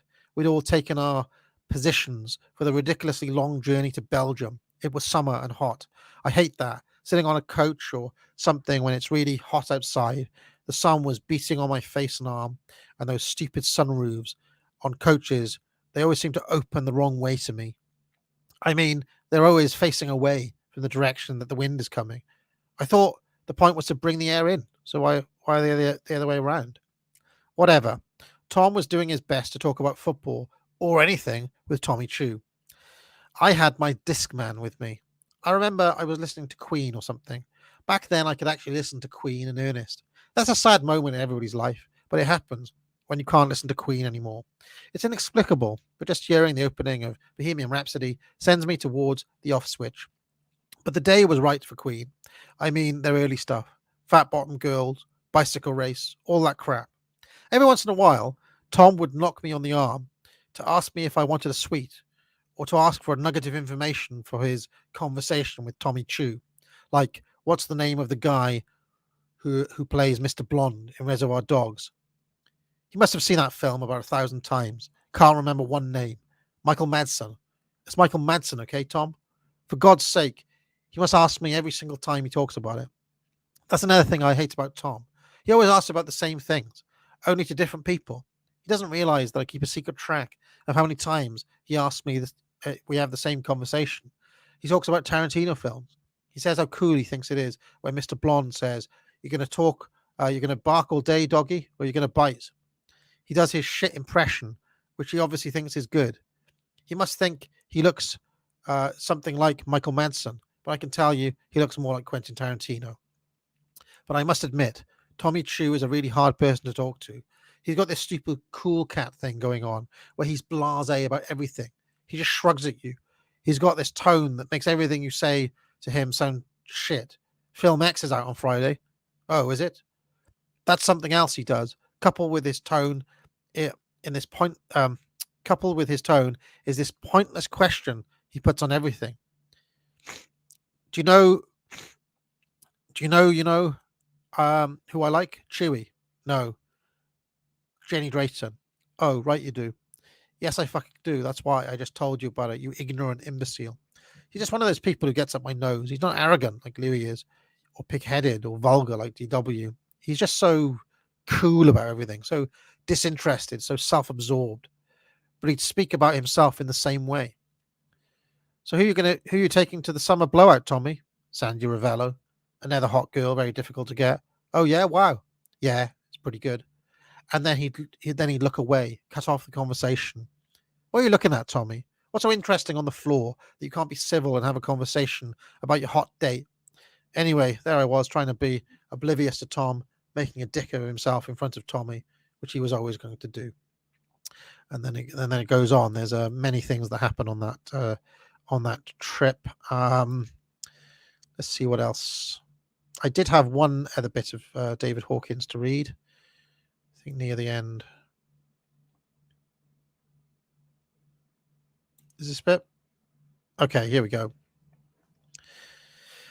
I spent almost the entire journey thinking of new and inspired ways to kill Karen Jones. My favorite remains tying her down. Of course, a lot of rope would be needed. And putting an apple in her fat mouth. No, a packet of pork scratchings. No, the shoe of a tramp. Any sudden movement would send her to her death on a pit of spikes below. She would be aware of this. And, cold as a bastard, I'd approach, my eyes dead, my soul dead. At once I'd be Bowie and Morrissey, Wilde and Pater, Iago and Machiavelli. Cold as a bastard, I'd approach, a gun in my hand. I'd put the gun in her right hand and force her to point it to her head, all the time, calling her names such as Hog, Whore Beast, and Elephant Girl. I'd look in her eyes and see my pain, and I'd say, Karen, Whore Beast, listen to me. I know you shag like a whale stranded on a beach. I know you're lucky to still be with us. I have thought many times that you'd die via asphyxiation as a result of having your nose permanently inserted up Jenny's well-fucked sphincter. But hear this, hog, size 16 wearing monstrosity that thou art. But Marilyn Monroe wore a size 16. Oh, fuck off. Some guys are like something to hold on to. Just fuck off. It occurs to me that you have no right to any self-esteem, that society has brought you into being and given you false hope. It has actually made you think that you matter, that you are actually something to care about. It's made you think it's okay to wear a size 16. It's made you think that you have a right to an ego. I don't believe you have a right to an ego. You are immature. You are vain. You are mediocre, the very epitome of average. What right do you have to an ego? I want to strip you of that ego, Karen. I want to strip you from, I want to strip it from you so that you are left with nothing, only the despair of your own existence, the nothingness of your own reality, the pitiful nature of what you are. And what are you, Karen? A heap of borrowed ideas from other people. I wouldn't give you the credit. What are you, Karen? Some shit lying on the floor, dying, just dying for me to step in you. I wouldn't dirty my shoe. What are you, Karen? Why, for so long, did you follow Jenny about like you did? Didn't you have a life of your own? Weren't you worth that, Karen? You're not that fat or ugly, are you? Let's be honest here for a second. Why? Why did you follow her about? Why were you her lieutenant? Why did you try to impress Louis and the boys on the coach? Why did you undo Owen Dixon's trousers? Why do you wear the clothes you do? Why do you say the things you do? Why don't you ever shut up? Why are you so fat? Okay, you're not obese. People wouldn't look at you and say, there goes a fat girl, but clearly you have no regard for your own body. Why don't you take more care of it? Why do you subjugate yourself to social pressures? Why do you make sure that you're never as pretty as Jenny and then wallow in the fact that you have less self-esteem than Jenny and then try to compensate for that by being overbearing and loud? What are you, Karen? Why is it that you sleep around nowadays, Karen? Is it because you like the hard, stiff shaft of cock up you? Or is it something else? Does it make you feel needed? Does it make you feel cheap? Does it in some way show what you are? You're so boring, Karen. You're boring. You're lazy. You're fat. And you have a tramp shoe in your mouth. So there you go. Some more bits from the problem with David Hawkins there. So you can see there's a kind of ranting style. There's a kind of ranting style to the novel. Okay, so here's a bit from a Falling Soul. I'm not too much of a fan of this Falling Soul, to be honest, but I'll read you a bit of it. It's like I said. Okay, so I see people die daily, unfulfilled. I see the fear of those that I have killed. I see regret in their eyes. I see the devil in disguise. I see infants born with no prospect. I see minds torn and wrecked. I see what they have made themselves. I ask nothing. Here is your life back. Spend it wisely. So that was that from Falling Soul. I dreamt of a babe smiling on a cliff where no heart beats and destitution creeps, where the sun shines black, where the bleak winds shift. I think you can see some kind of Bob Dylan influence in Falling Soul. I dreamt of a friend drowning neath the deep, where the gold is the language and silver pays, where hope is no answer, where lovers weep. I dreamt of a hangman counting his days, where the noose hung high amidst life and death, where the fears spread, where willpower frays. I dreamt of a tailor holding his breath, where he mends my time, where melancholy's made, where only morals of caution are left. I dreamt of the Duke dying in the shade, where all his cries were lost, where I did moan, where the trees loomed forward and paupers prayed. I dreamt of myself stranded on a throne, where nothing moves, where the gloom never lifts, where I can't see all the grief that I've sown. So there we go. Then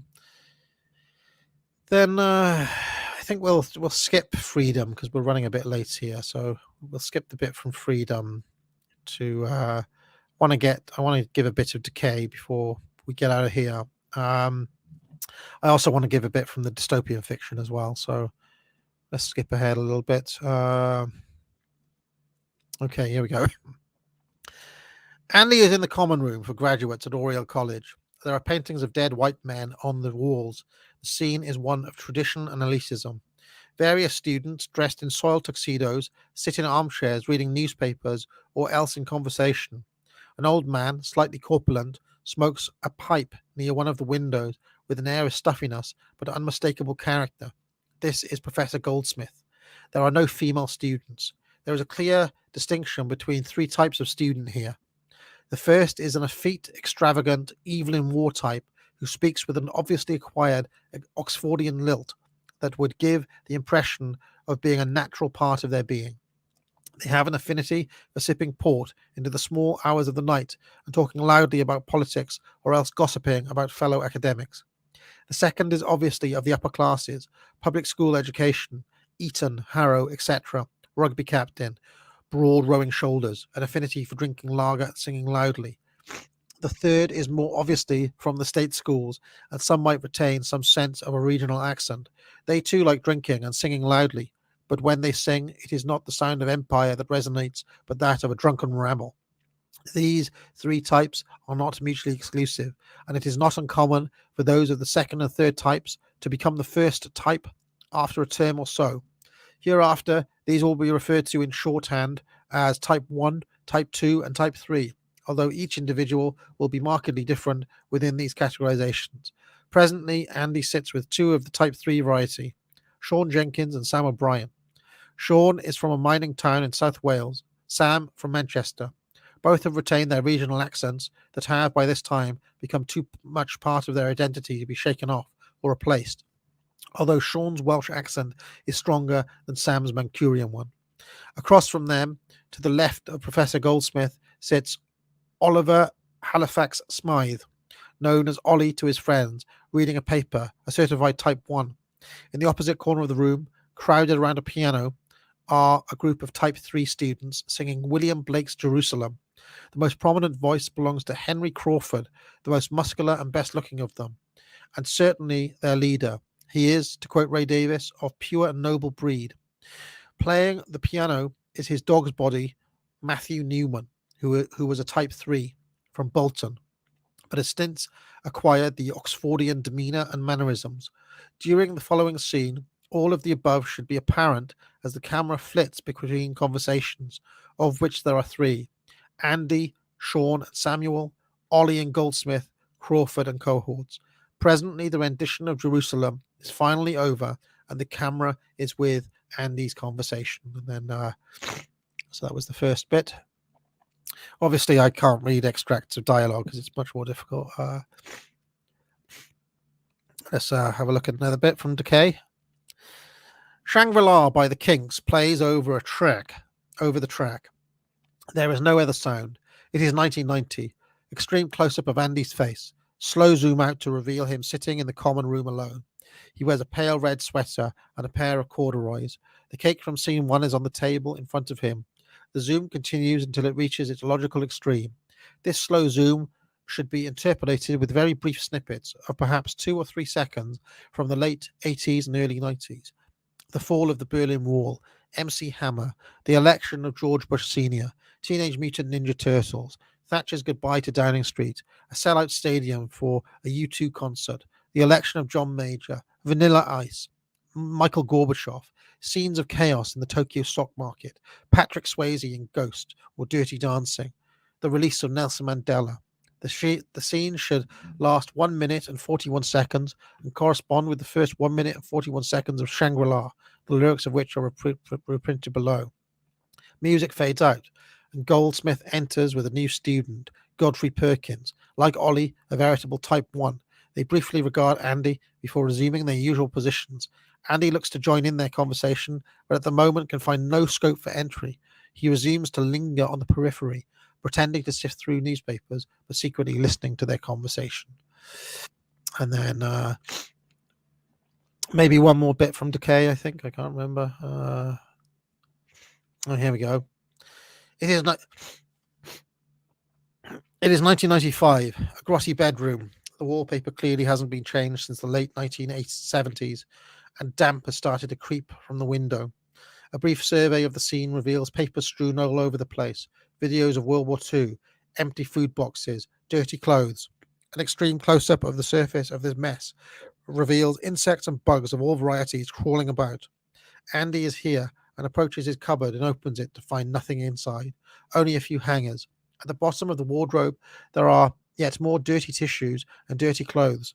Andy swivels to face the mirror on the other side of the room. He considers his appearance in the mirror. Same jumper, same trousers. He turns back to the empty cupboard and bends down to search amongst the heap of dirty clothes.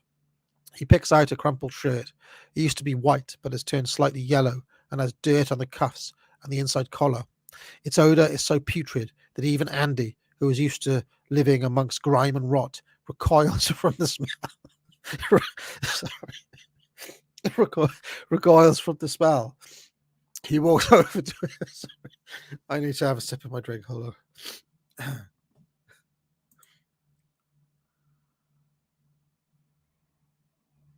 on. Okay, where was I?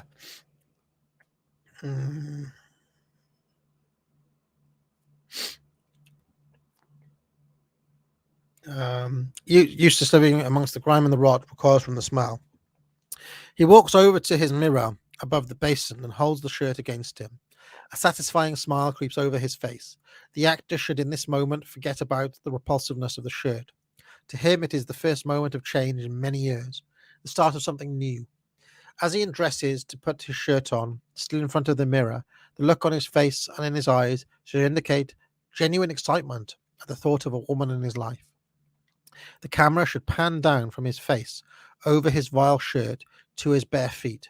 He is standing in rotting food. Sorry, he is. he is. Sorry, I need to. He is standing in rotten food with insects crawling around his feet. Fade to black. All right. So that was decay. Okay. Okay. So this is the plan. Written in the same year. John. It's all the same with these girls, mate. Al, yeah. No matter what you do, they're never happy. I mean, sips coffee. Your Helen's a classic example. You go out, take her to a fancy restaurant, buy the most expensive meal, take her back to yours for the sex of her life, treat her like a real lady, and what do you get? Bloody slap in the face. Worse than that, you get the cold shoulder treatment. They've got a code, these women. It's taken me years, but I finally sussed it out. It's like they're fishing. They give you bait to lure you in, and then bam, they've got something to argue or to moan about. They've got some niggle that they can just like that. They've got you groveling to get some attention or some sex. Just like that, they can turn on you. You might have been having a lovely time, but it's just one wry comment or an eye on the wrong arse and just one subtle faltering inflection in the rhythmic patterning of your tone and they're off. What's wrong, dear? Nothing, I'm fine. And that's it. You know something's up. You know they're about to spend the rest of the next hour or week trying to figure out what the fuck it is they've done.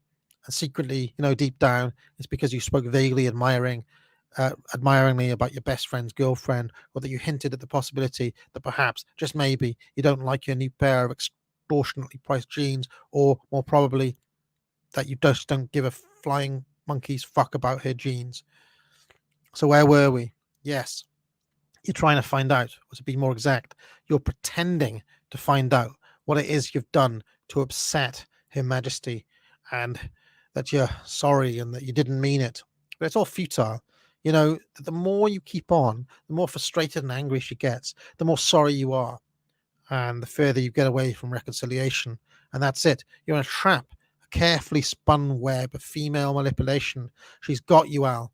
She's got you just where she wants you, and she doesn't have to bother with you again until she wants to, on her terms. Fucking women. You're totally right there, mate. I bet Helen and Nick are conspiring right now, concocting the next evil scheme of ensnarement for us. Yes, Al, I bet they are. But I've got it all sussed. Women aren't mysterious. They're like books, easy to read, and I finished the final chapter. I know how to sort them out. Well, go on, enlighten me. First of all, you've got to understand the psyche of women. When she sees you, she doesn't see her boyfriend. She doesn't just see a shag or someone to spend their time with. She's seeing her safety. She's seeing her life mate, grooming him ready to father her children. She's checking and assessing your ability to go out and get some grubs for the chicks, your ability to protect the nest that she will build. She's, hang on a second, Maybe if this was the 1950s, but this is now. Helen's got her own career. She's got her own grub, so to speak. But we're dealing with a very subversive sort of enemy here. The thoughts are still in her head, subliminal, instinctive. She's still after her dominant yet passive, at times male. You're not making sense, John. But bear with me. This is just the pretext of my plan, the necessary gloss to my critique.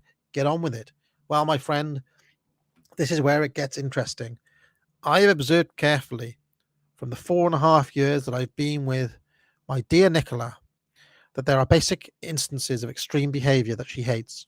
Well, that doesn't surprise me. Instance 1,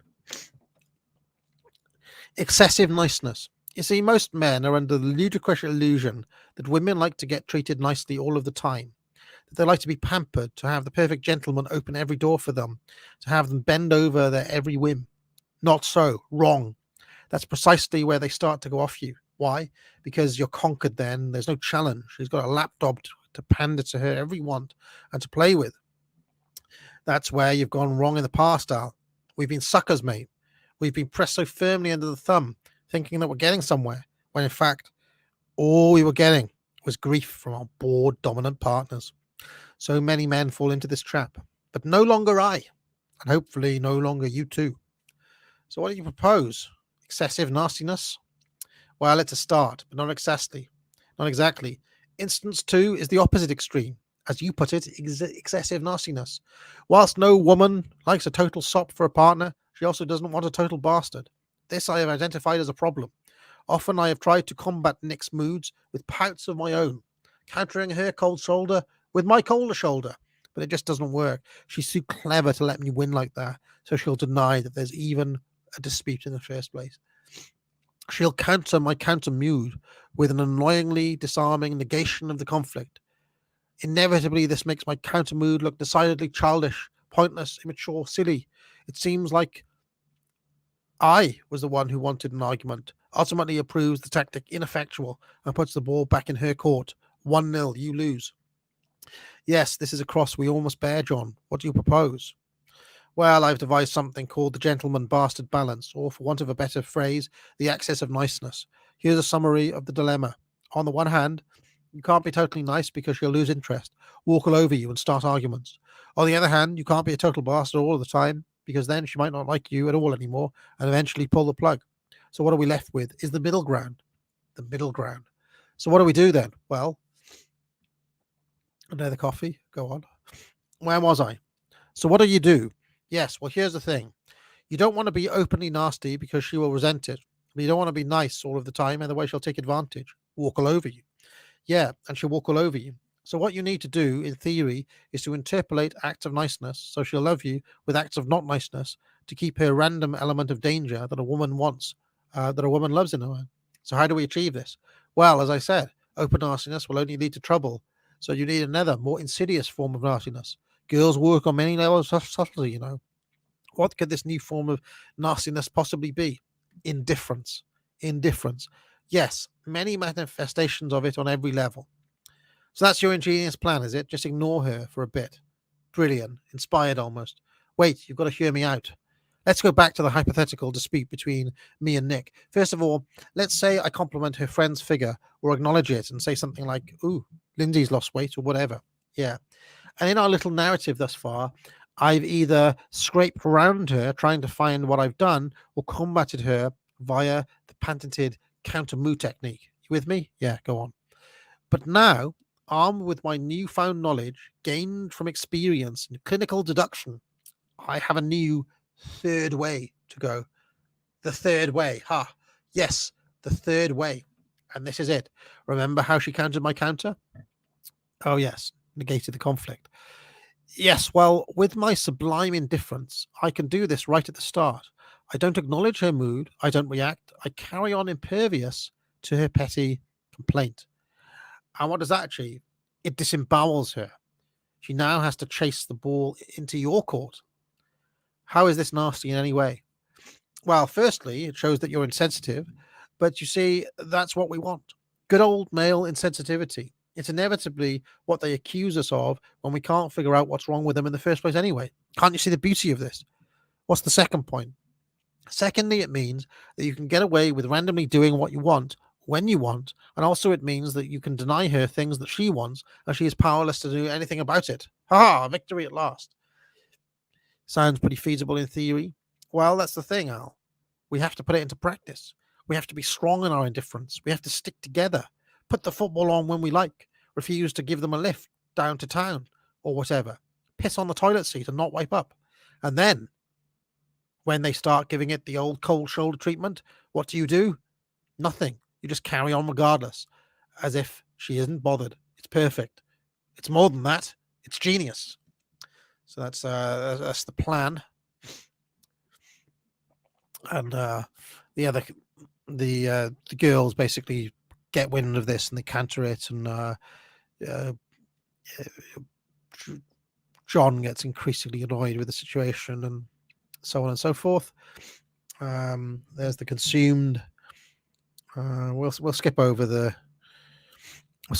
second consumed, I think, because I want to end this stream soon. So let's get to. Okay, well, we'll do a bit from The Snow That Falls. So look there. So this is the Dreadlord from The Snow That Falls. There she sits, her eyes show no remorse, dead to desire, masters of disguise. Here comes the Dreadlord on his skeleton horse. Everything he touches freezes up and dies. When he speaks, blades pierce her heart, make her feel 1,000 miles from home, burning up the plains, the relentless dark, the graveyard night where necromancers roam. His ice breast will turn all lust to dust. Raising the dead is his only plan. He'll think about it from dawn to dusk, convince himself that she wants another man, but he will find nothing but an empty prayer, the forgotten hopes of the way we were. So you can see slightly more bitter tone in The Snow That Falls. And then finally,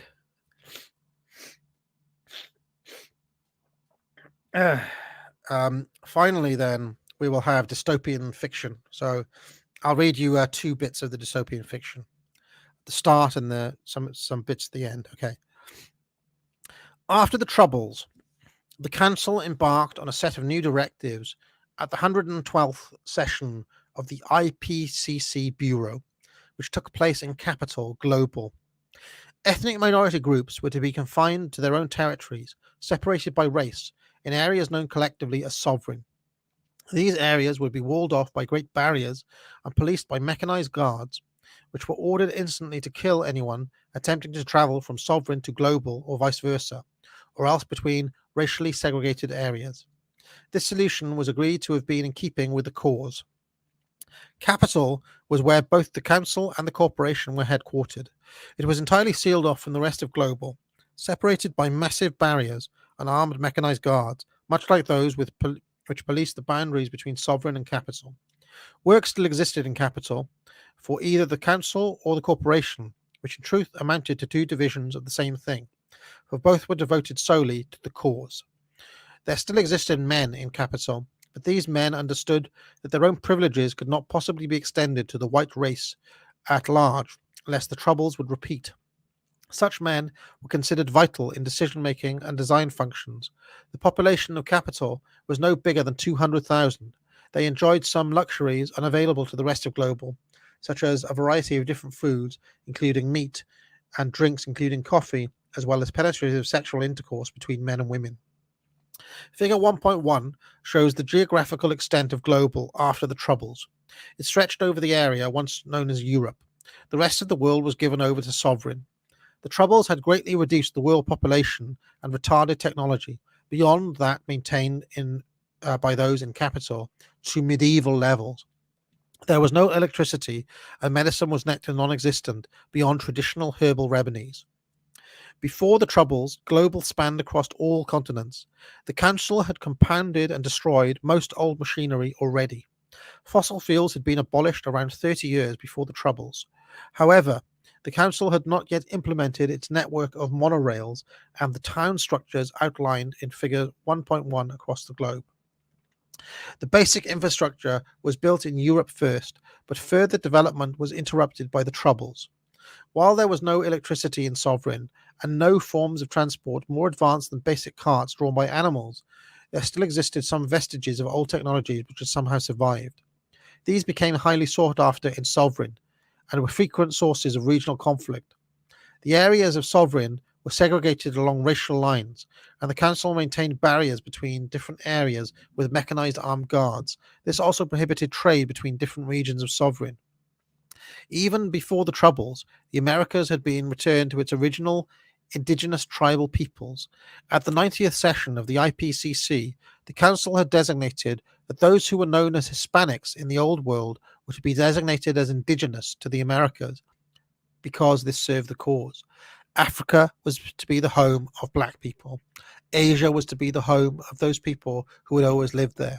Because Global enjoyed an absolute technological advantage over Sovereign, the Council was satisfied to leave the people of the separated areas of Sovereign to their own devices. The corporation would not serve Sovereign, only Global. The corporation provided all goods and services in Global.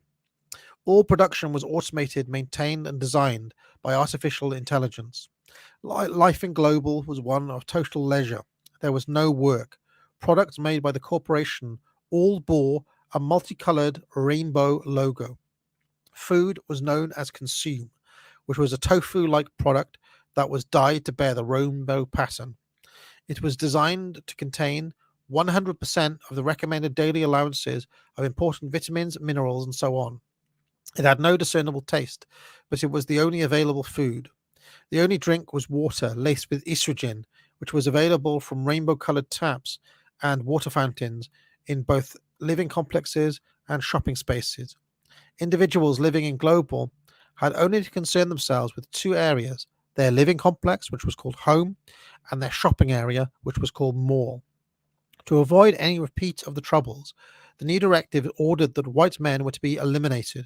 Technology had advanced to the point where semen cryopreservation could store sperm cells indefinitely. There was enough sperm in storage to last for thousands of years. All pregnancies were now to be the result of artificial insemination. No women living in Global got pregnant themselves.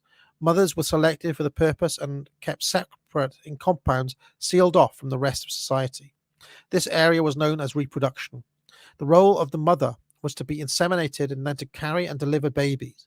It was possible for mothers to have as many as 15 children each before their period of service was over.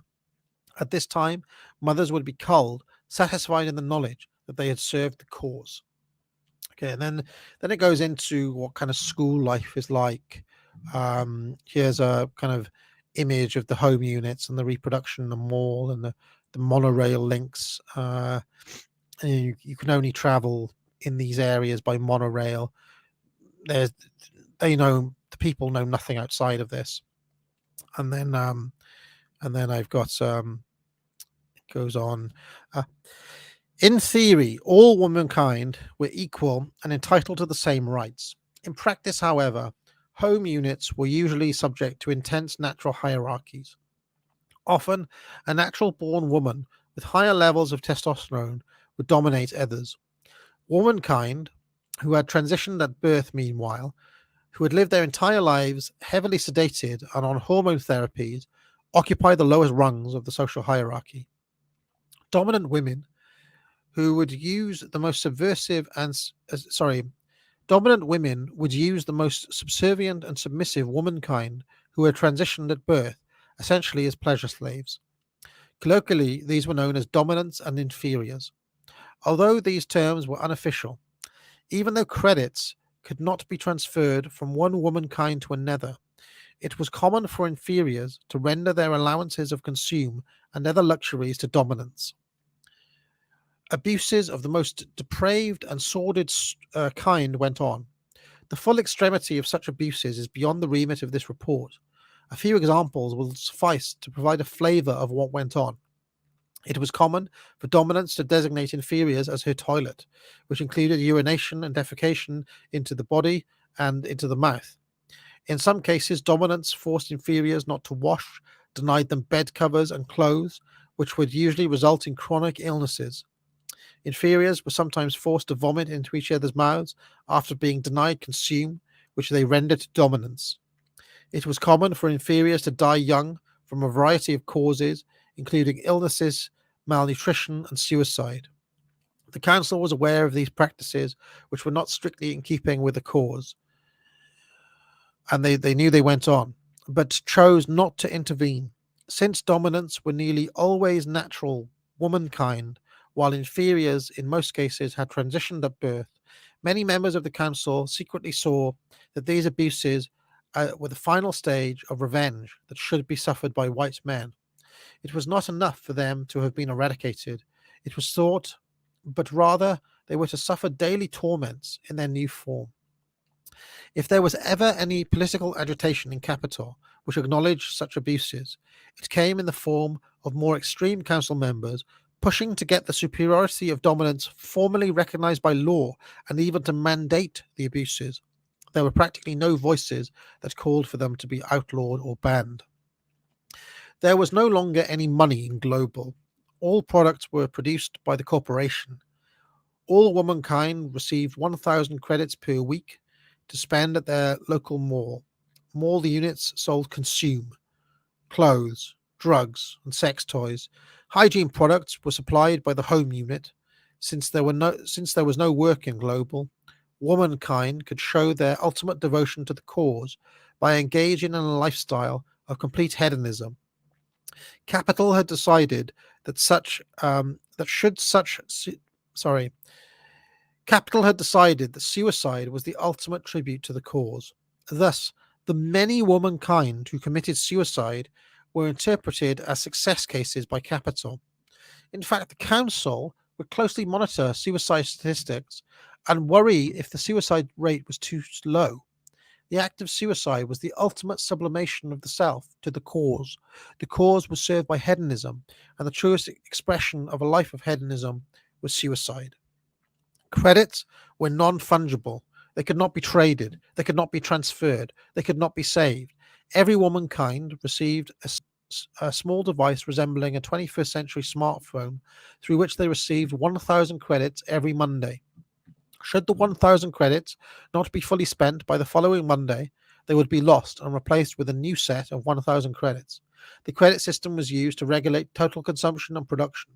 Since the total credit supply in any given town was 2.25 million credits, the price of consume, clothes, drugs, sex toys, and whatever else could remain indefinitely fixed.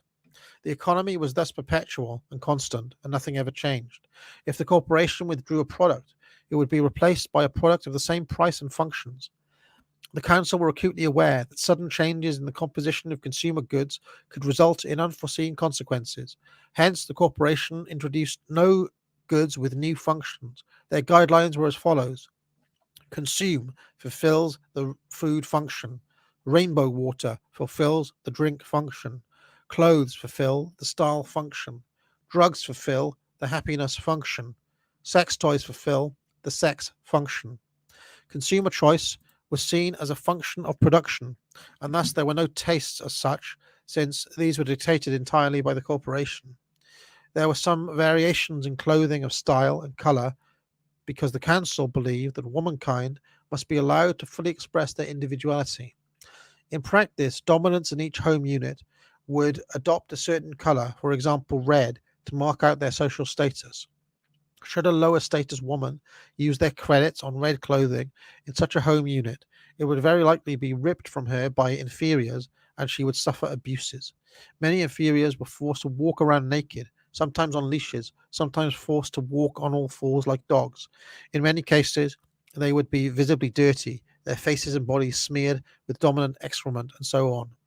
There was never any resistance to capital. Most womankind did not even know where it was or even of the existence of the council.